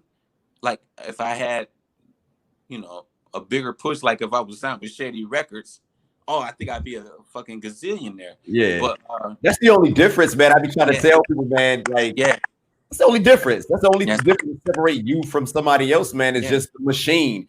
You don't have a machine behind you. You make better music than 99.999% of these artists out here. But I look at artists like yourself, man. You just chose not to jump in this lane. If you decided to, hey, man, you know what? Let me jump in this wave. Let me go ahead and get a bag. Let me go ahead, you know. But how would you, like I always wanted to know, man, and you being an artist, like, how do you think these artists feel, man? Like, you know, knowing that, man, like, damn, man, I sound like everybody. Like, how could you live with yourself, man? Yeah, you know, that's when you got to have that conversation with yourself, man. I feel like, like for me, I'm asking the wrong person. I'm asking the wrong person. For me, like, even if, like, right now, I get beats to sound like what Griselda would do, and I like the beat, but it goes against, like, you know, I don't want it to even feel like I'm trying to do what they're doing. I don't even want it to feel like that. And now, mind you, they work with we work with some of the same producers, and they pick a certain sounding beat, and I pick a certain sounding beat, and sometimes they clash and shit. But for the most part, man, I understand what they're doing. I understand what I'm trying to do, and I just want to make sure I stand out away from everybody else sound wise, because, like, man, when you do a playlist, like if you go through a playlist of like on Spotify or Apple, and everything is basically, if you just close your eyes, it's one song, like the same song again. I've been saying that, man. And I'm not trying to shit on nobody or knock anything. I mean, let's keep it, Bill. We on the Bridging the Generation podcast, man. We keep it funky, man. Let's just it's a lot of repetition going sound. A lot of it, bro. You know, and I when I came out with the last one, I was like, you know, I feel like it's too easy to do that. You know what I'm saying? It's too easy to continue to do that. It's risky to go against it, because I know the new fans that I've gathered, they like the sound. Right. that I'm doing. But you know, you don't get nowhere with being safe in life. You know what I'm saying? Like artistic wise, like you want to be safe in life, but artistically, you got to challenge yourself, man. So I know. Figured that. You know what? I remember this was years ago, man. I was listening to Cannabis, man. He said one time, man, the only thing that this game has never promised you anything. The only thing this game is gonna promise you is that you're going to be heard by somebody. Didn't say everybody. Yeah. So when I look at your career, man, you know how proud of you of what you have accomplished, man. You know, man. I'm you know, man. I'm very proud, man. Coming from where I come from, man, and I just think about how poor I was as a kid. And, you know, my mom's on drugs and drinking, and father, same situation. Just so poor. I just remember being so poor, man.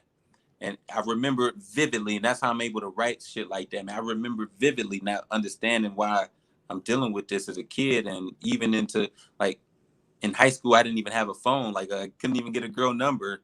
You know, that's how poor I was. I didn't have a pair of Nikes until that was me. 7th grade. You know what I'm saying? Yeah. So imagine, you know, it's just that's how poor I was, man. To get to that where I'm at right now, where I'm able to take care of myself and my daughters with something that I'm giving you that I had to experience pain. Exactly. And just talk about it. Exactly. I mean, I'm truly blessed, man, and I'm just thankful for the people that I have that rock with me, that the way they rock with me. You know what I'm saying? They buy whatever I put out now. You know what I'm saying? Yeah, it's just, you know, it took a long time to get here, man. You know, a lot of losses, lost a lot of money, a lot of time, family. You know what I'm saying? Like, you know, it's a lot of sacrifices, man. But you know, I think I'm very proud, man, that I'm able to get to this point, right? And just be me, man. I'm vulnerable now musically. I'm personal. You know, I'm thankful, man, for sure.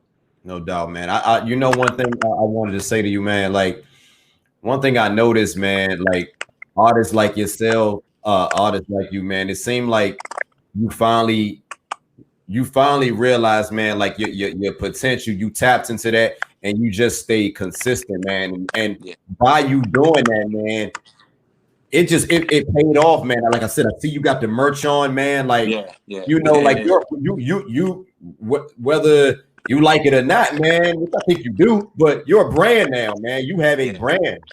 And you know, if you don't mind, man, talk about how you got started with the merch, man, because you got some dope merch, man. You talk about that a little. Yeah, man. You know, man, I just thought I had to do it this way because you know, with the music, I've been doing this like the Bars Over BS brand. I just feel like I needed to do something. I got a few friends to do this type of thing with the merch, and I felt like I needed to do something where I made the fans feel more a part of my movement with the music. And you know, I'm not acting like I got goddamn polos and stuff like that. It's just little shirts, right? You know, merchandise, and then I do the vinyl, the CDs, cassettes. I just feel like I wanted to become more of a business with it too. You know what I'm saying? Because I needed multiple incomes coming in. There you too. go. You know what I'm saying? Talk about it. So I can have money to invest and hopefully get the visibility that I don't have.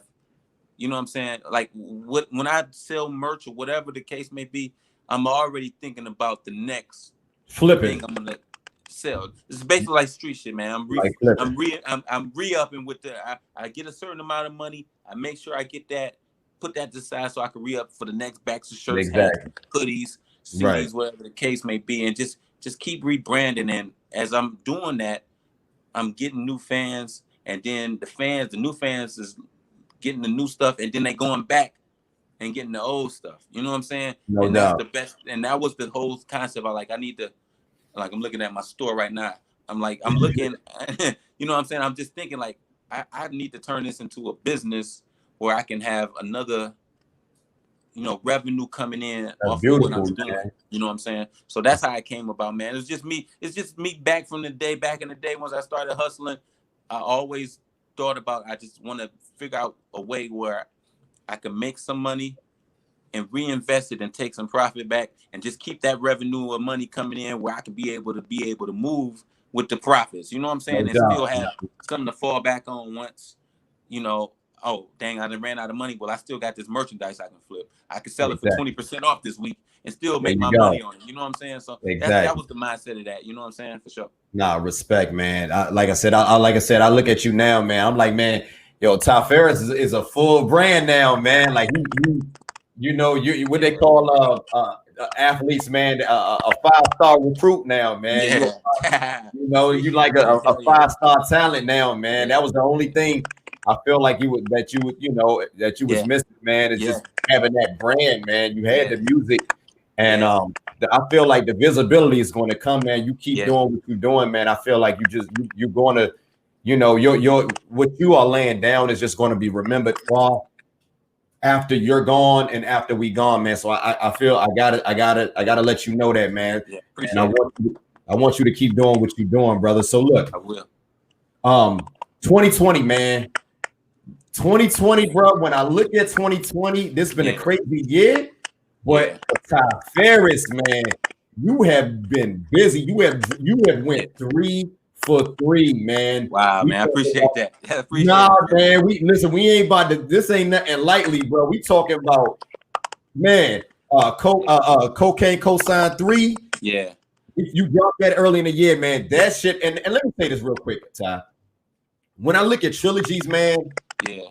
Sometimes, man, like the second or the third one, they not as good as the first one. Yeah. The first one was fire. Yeah. The second one was crazy. Yeah. The third one, that shit was nuts, man. Like, man, and then you follow that up with this only a couple of months ago with the project with Royals, man. Like, talk to me about that with Royals, man, because he did a project with my boy Smooth a year ago. Yeah. Talk about that one a little bit. Yeah, the Royals project was done before No Cosign Cocaine 3. That's sitting. I recorded that whole project in like 10 days. You know, it was basically a deal with homeboy Royals. You know, it's like he was in full control of that project. You know what I'm saying? Okay. I did the verses and he did what he did with the vinyl and all that stuff. And but I got in the zone that he sent me the beats and I'm like, yo, I heard he sent me about 20-30 beats and I heard about 12 of them. I'm like, yo, I can do something with these right here.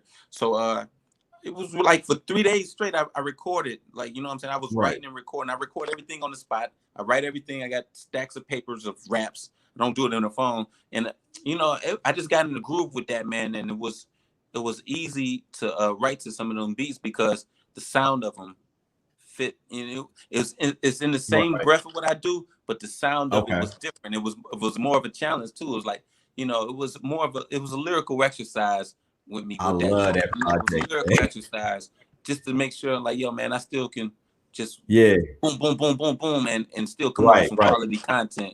So yeah, that joint was done like in November of 19. So yeah, so he sat on it and waited because I already told him, like, yo, man, I'm about to probably drop in January. You know what I'm saying? And then the vinyl will come out in probably like March or something like that, whatever it may have been. So I was like, you know, I wanted to like, yo, man, I didn't want to have it overlapping for his releases. So he held it back. After I recorded it, it took him some time to get vinyl done and CDs and stuff like that. So it worked out perfectly. Like, yo, he dropped it like, oh, yeah, that's cool. And then it had enough space in between that and what I just did. So, you know, it worked out pretty cool, man. Shout out to Royals. Shout out to Royals, man. So it's kind of like you calculate all of this, man, the way you release projects, man. Like, you know. Yeah. I would have never thought that came out. Yeah. Go ahead, my bad. No, I'm saying the dominoes just felt that way with that one. Okay. Yeah. So now, man, I you know, like I said, man, I want to cover the bulk of your music, man. You got an extensive catalog, man. Yeah. And on my platform, man, unlike a lot of, I try to check out a couple of interviews every time I watch somebody else to compare. You know, you're competitive. I'm a competitive, man. I like to, I want to be different, man. And I figured me being a music guy, like I got you on here, brother. Yeah. Not because of what you did in the streets and all that. Like I'm so concerned about the music. I don't care about you know, the salacious stuff that's gonna go trendy or whatever. Yeah. I'm not trying to bring you on here and talk about all that type of shit. If you want to, that we can, but that is what I'm here for, man. But I just wanted to pay homage, man, to your catalog. And I don't feel like a lot of platforms is doing that, man. And I feel like an artist like you, man, I feel like your catalog needs to be touched on, man. Let's talk about the new project, man. Let's talk about this new project. Why you're different, man. Let's talk about this. Yeah, man. What's so crazy about that, man? We've been thinking about doing that project since last June, July. So the first 2 songs I recorded for it was the first 2 songs on the second and third song on No Cosign 3. So Ride Through the Jungle and No Receipt, No Return. Those would have been on this album. You know what I'm saying? You know what I'm saying? I think it would have made it crazier. But so we started, and he was in the middle of a project. He sent me those 2 beats. I recorded both of them songs the same day. Hold up, Tots. Hold on. We got to let the people know who produced this project, man. Oh, yeah. Bozak Morris, man. Bozak Morris, my bro, man. Shout out Bozak Morris, man. Bozak, man. Incredible, man. He's meticulous just as I am with the music, you know what I'm saying? Sound and the release and every aspect of it. So, you know, I got to give him a lot of kudos, especially with the success of everything with this project, man. But the joint was, we started recording, I think February 28th, he came here right before the pandemic started. It was a Griselda show here, and he was here, and I booked some studio time, and he played the beats. And I'm like, yeah, man, let's work. We was already in the process of thinking of doing the album. So I think I made 2 joints, and we was just trying to come up with a title. But our conversation basically about the project was basically like, yo, I don't want it to sound like what we've done before. Okay, yeah, because he worked before.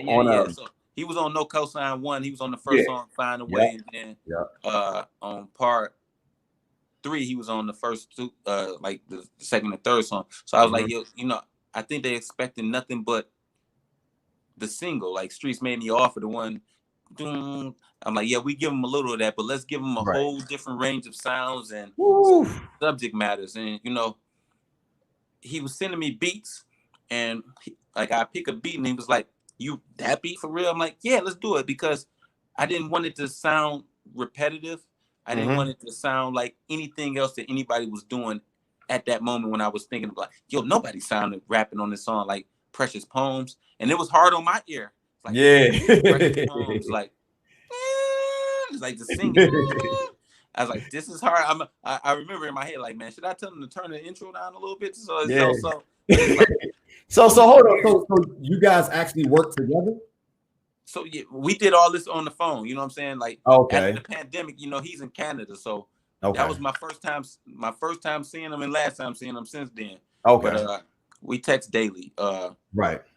So you know, he would send me beats, and I was just thinking like, okay, I just know I want something different. I don't know how I'm gonna approach it. I just know I want something different. So like I'm just thinking of some of the songs in there when I was recording them, like the Cold song, one of my favorite joints. It's like a hollow. I can't even describe. Oh man, that's with Smooth. Yeah, that joint is incredible. That's one of my favorite. Yo, how'd you link with Smooth, man? How'd you link with Smooth? I interviewed him a while back, man. That's when I think of dude. Yeah. Let me say this, Ty. Let me say this, man. And I hate to cut you off, brother. No, you good, bro. I gotta say this, man. I gotta shout out Smooth, man. Facts. Out of all the artists, man, that I've interviewed, and I've interviewed a lot of them, man. Smooth is one of the realest. Smooth may be the realest nigga, man. Like, you know, you up there, man. You, like I said, man, he's a class act, man, through and through, man. And you know, he's a real one, man. So how did y'all link up, man? How you and Smooth link? Yeah, so you know, we've been you know cool for maybe a couple years. I think I was out in New York one time and I was trying to link up with him. I forgot how we found each other through the music, but I'm sure it's through like Twitter or whatnot. And then my man Vanderslice hit me up to do a joint. Like we was doing some music. He's like, yo, you and Smooth should body this. And I did my verse and Smooth got caught up. I think he was in the process of recording Madeline. Madeline too. Yeah. So he never got back to it. So you know, I understand how that's how it goes sometimes. Right. So with this cold joint, I was sitting on the cold joint for about 3 months. Now, mind you, it's 2 verses of mine's already on there with a hook. So the traditional thing would be with 2 verses and had the hooks and be done with the song. But in my back of my head and my soul, I was like, man, how do I do this? Because I know Smooth would do this right. You know what I'm saying? He's the only person in the world that would have fit on this song to me too. You're the second person that said that. You know what? It's funny. You know the other person that said that, like they had a particular song, and they was like, I gotta have Smooth on it, Math. Yeah. What you have on at All or Nothing. He said the same thing about Battered Fish on his on one of his projects, man. He was like, man, I gotta have Smooth on here, man. Smooth is one of them secret weapons, secret weapon dudes, man. Yeah. So I had to, you know, and selfishly, I ain't gonna front. I like the song so much. I didn't know, like, I had 2 verses. Like most of the time, you got 2 verses on the song. That's it. So I remember telling Bozak, I'm like, man, I think I want to get Smooth on this joint. It's like, yeah, do it. But I'm like, I don't want the song to be 4.5 minutes either. You know what I'm saying? I don't want it to do that. So the way I structured it is verse, hook, verse, and then I had Smooth come in, no hook. And I didn't know what he was going to do with him. I just know that his voice and his content would be perfect for this. And the way he ended it, I dumped a cold shotty. It's cold. I'm like, I get chills thinking about that now. Let me plug this in. So I get chills thinking about this right now, man. It's like, man, it was the perfect compliment to what I was doing. You know what I'm saying? Right. Shout out to Smooth on that joint. You know what I'm saying? But that just goes what I was saying back to my process. Like that beat, you got the Precious Poems joint, then you got the joint with Mav and my bro Pallavi, All or Nothing. I tried to find stuff that didn't sound like anything I've ever recorded on. You know what I'm saying? So, you know, even with the cover of the project, it was wired different. I'm like, yo, I don't want the cover to look like anybody else stuff. Right. I didn't want it to look like, you know, what's been going on. Right. I know the art guy, my man Shine. I like, give me something that doesn't look like anything else. I know you're creative. And then when he sent it back, I'm like, yeah, that's it. Even with the sparkly colors cover, you know what I'm saying? The cover. It's dope, man. I like that. Yeah. But it captured exactly what I wanted to capture. You know what I'm saying? It doesn't look like anything else. It doesn't sound like anything else. So, you know, it was risky. I remember me and Bozak having anxiety about releasing it because I'm like, did we go too far sound wise away from what we do? You know what I'm saying? Nah, man. I remember the conversations like crazy, especially with the Precious Poem songs. I was like, man, should we cut this song? He's like, no, we got to keep it. We got to keep it. I was ready to cut it because I like the bars, but I'm like, it just sounds so crazy. And then what happens is the producers, all the producer homies, they love that joint. That's the one they love. That's the one the producer homies love. You know what I'm saying? So it all worked out, man. God bless, man. Everything worked out the way I would hope it would work out. You know what I'm saying? For us being wired different, for sure. No doubt, man. Like I said, man, I had to shot that project out before we get out of here, man. Out everywhere, man. Everybody go get it right now. Erica, man. Y'all need to. Hey, say no more, man. That shit right there, man, is in my top. Already just came out and it already knocked a couple of albums, man, out of my top 10, man. It's probably for album of the year, man. So look, I appreciate it. Look, I want to say this, man. You know, what's been going on in the hip hop community been crazy these past couple of weeks, man. Yeah. What you think about a lot of the, you know, we just lost King Von. Yeah. We just, you know, we just lost you know, Mo 3. Yeah. You know, so I remember in Detroit, man, you guys lost Dex Osama. One of the guys from Cash Out, man. What's going on, man? What's your take on what a lot of the, you know, the deaths in hip hop lately, man? What's your take on that? Man, you know, it's really unfortunate, man, because you know, I'm down in the streets like that, not like what they're doing, but you know, I'm one call away from these guys, and I'm understanding what's going on. The streets are the streets, man. And one thing about them, man, when you give off a certain energy and aura, it's gonna come, man. It's gonna come, and that's with life in general. Like if you're In a general. positive person, positive energy come. But if you are a negative person, negative energy comes. So the way you hold yourself and the energy you put out is always going to be something that might make it come back to you. You know what I'm saying? And you know, I've learned that through my years. Like, you know, I've matured as an artist. You know, glorifying the streets and bragging about certain things, and like what I've done stupidly at the age that they were at. You know what I'm saying? Younger 20s. Right. That's what we did. You know, like niggas shooting at each other and robbing. Yeah, that is what that's what the streets is. That's what it is. That's the environment. Right. As you get older, you understand that that's not something you want to glorify. No and doubt. Then once you put yourself in the situation talking about these things and you know the chains and stuff like that, you become you become food. Yeah, exactly. You become food and you become a target, and becoming a target along with that energy you put out about, you know, doing all these things. Right. You know, it's just a rocky road to go down, man. Yeah. And, you know, man, and it's not nothing you can say to these brothers either, because if you're in that environment, you understand this is what it is. Right. You know what I'm saying? It's not nothing that's been different in any point in hip hop. You go back to younger, even if you look at younger Rockefeller, you know what I'm saying? Yeah. The content is the same. It's just the way it's delivered. Right. You know what I'm saying? So, you know, if you would I just wish you can get past that part of your career quickly as possible, and maybe have the right people around you to tell you like, yo, pump the brakes. You don't need these chains, all that stuff. Invest.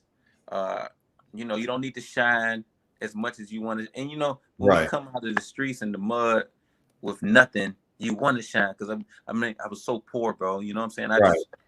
I remember being so poor, and I just seen people who had money, and I just wanted to be that. So when you get a little bit money, you become flamboyant, and then, you know, you got people around you that's willing to do things that's detrimental to you, no doubt, your career. So it's just a lot with that, man. It's unfortunate these brothers is, you know, robbing and shooting each other, man.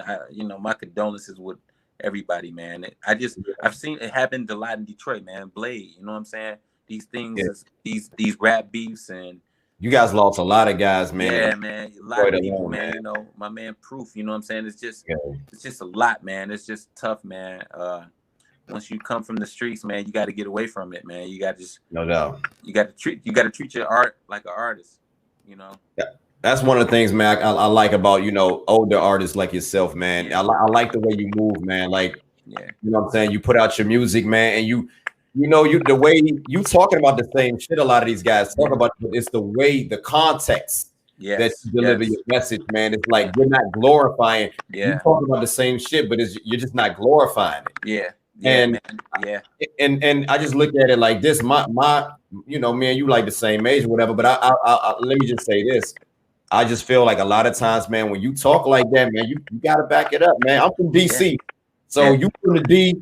We know what it is, man. Like you talk like that, you just be prepared for whatever. And that comes, man. And I've been tested. You know what I'm saying?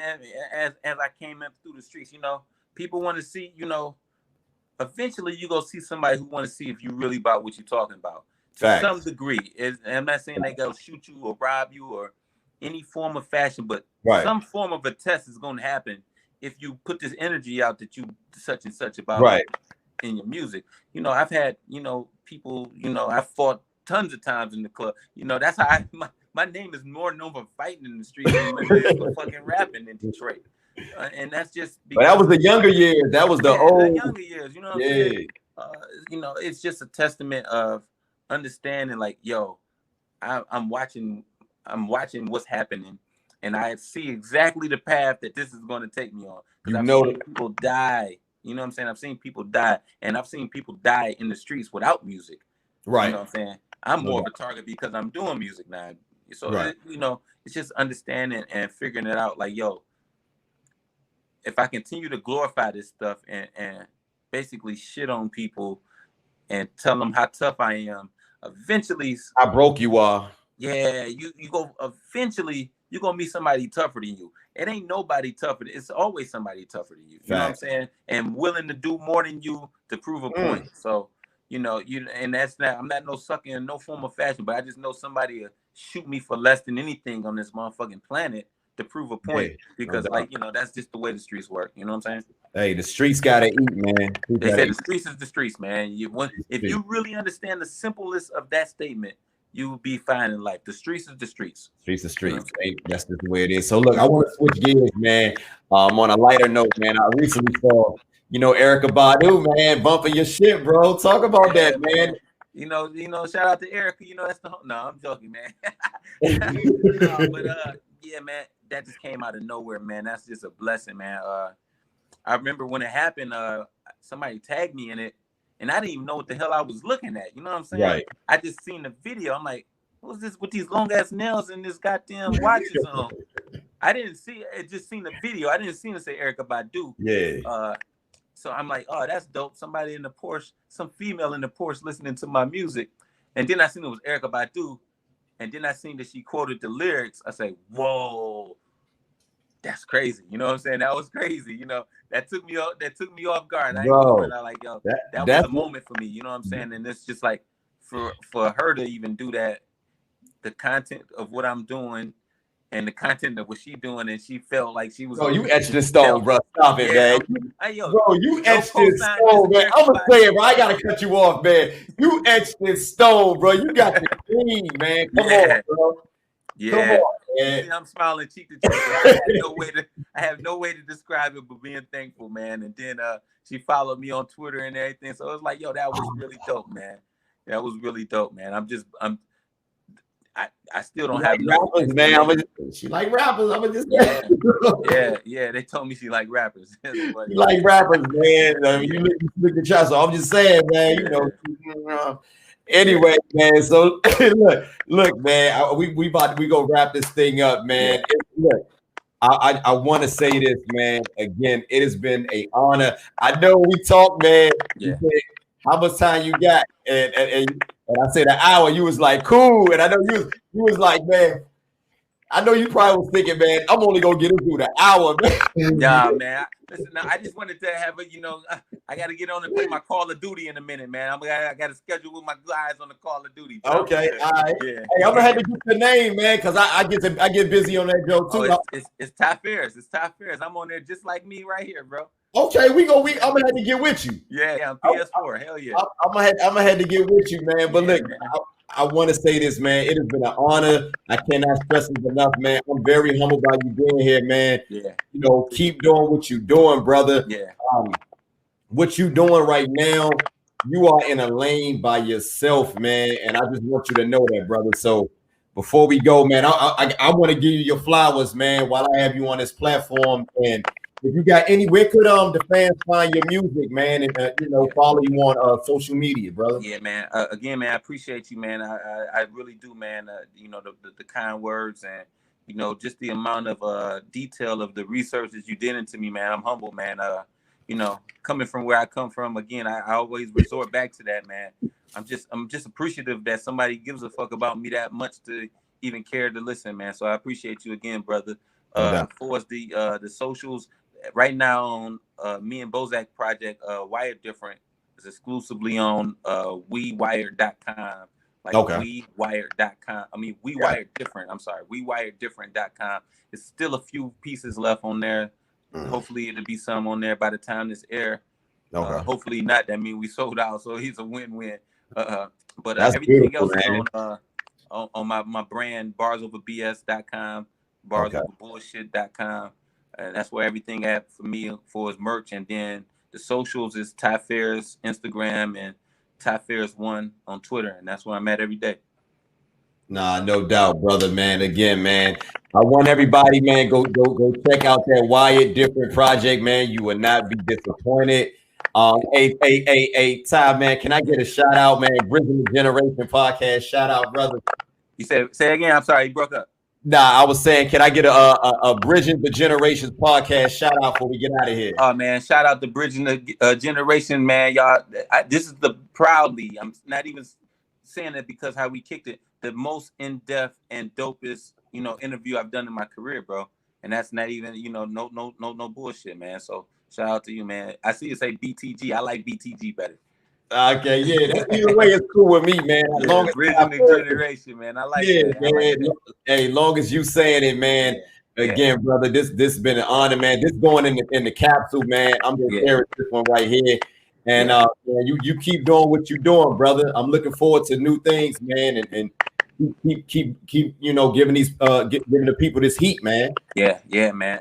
I'm about to be right back, man. I'm about to be right back with the EP. It's already done. I'll let you know. The name of it is Dark Nights and Defitters. You know what I'm saying? It's already done. So the details will be coming soon, probably next couple of weeks, a month maybe. So but yeah, man, I'm locked and loaded, man. So yeah, shoot me your email. I'm a man of my word. I'm gonna send you them Room 39 joints too. Thank you, man. I was just gonna remind you, brother. Man. So look, man, it's been an honor, brother. You take care. God bless you, man, and you have a good night, man. Likewise, brother. Much appreciated. No doubt, brother. Peace.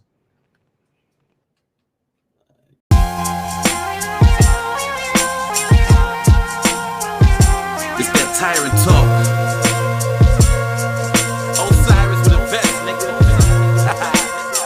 I'm here to damage shit. Get the candles lit, ghetto philanthropist. Street life and music, I finally balanced it. From cheap ham sandwiches in the alley sick. The scent was a cannabis. Bangers with bandanas on some Rambo shit. 2 niggas frontin', that's 2 L's, no cannabis. I use my stream money to gamble with. Remember black and white TVs with the antenna twist. Now I'm in fancy whips with Italian chicks. I have a 5th in the bag of sniff. Fuck your girl from the back, grabbing her sagging tits. Saganaki with half the posse discussing crafts and hobbies. The streets raised me cause my dad forgot me. I hear your raps, they sloppy. It's plain to see that I'm the master copy. A splash of Gotti with a pint of Pac. Sold my diamond watch and start buying stocks. Long as I get the last punch, that's when the violence stop. Whenever I step in the booth, I make the climate hot. This a tyrant's block. My clients cop 44s and corridors. They might find your body on the episode of Storage Wars. Crush pills get sniffed real quick by foreign whores. I got the formula, my flow is a fever. You didn't even know that you was copping blow from a genius. DC sniper aim, cop my 9 from Gilbert Arenas, nigga. Me and Stu back, let's just call this the flu crack. Baby blue lack, in my lap my deuce sat, nigga. Guns with the numbers to scratched off them. Hope you niggas talking with caution, we bosses. We came from the bottom just trying to make it, not a diamond spark. Listen close, this that tyrant talk. IG models, trash thoughts on cash plots. A bunch of ass shots. I'm in the Jag drop with the mad cock, 20K in the stash box. 20s and 50s, I sip on my whiskey. It's a different world, used to dream getting frisky with Whitney. Now I'm fucking college cheerleaders like I'm still in my 20s, nigga. You rather crack glass and walk on it, stab a vein and throw salt on it. And with those bars, you need your jaw broken. We break laws and no break a sweat 380 in my Averex. Hustle from the bottom, taking baby steps. Now it's corporate deals and street clothes. Jesus peace froze, the black Pete rolls, dice shooting with beast mode. Hard to duplicate these witty lines. I'm in the thighs of pretty dimes. In the wintertime, fuck them and sip some wine. I got a business mind, still keep the Glock close. This Detroit, we dodge bullets more than potholes. Guns with the numbers to scratched off them. Hope you niggas talking with caution, we bosses. We came from the bottom just trying to make it, not a diamond spark. Listen close, this that tyrant talk.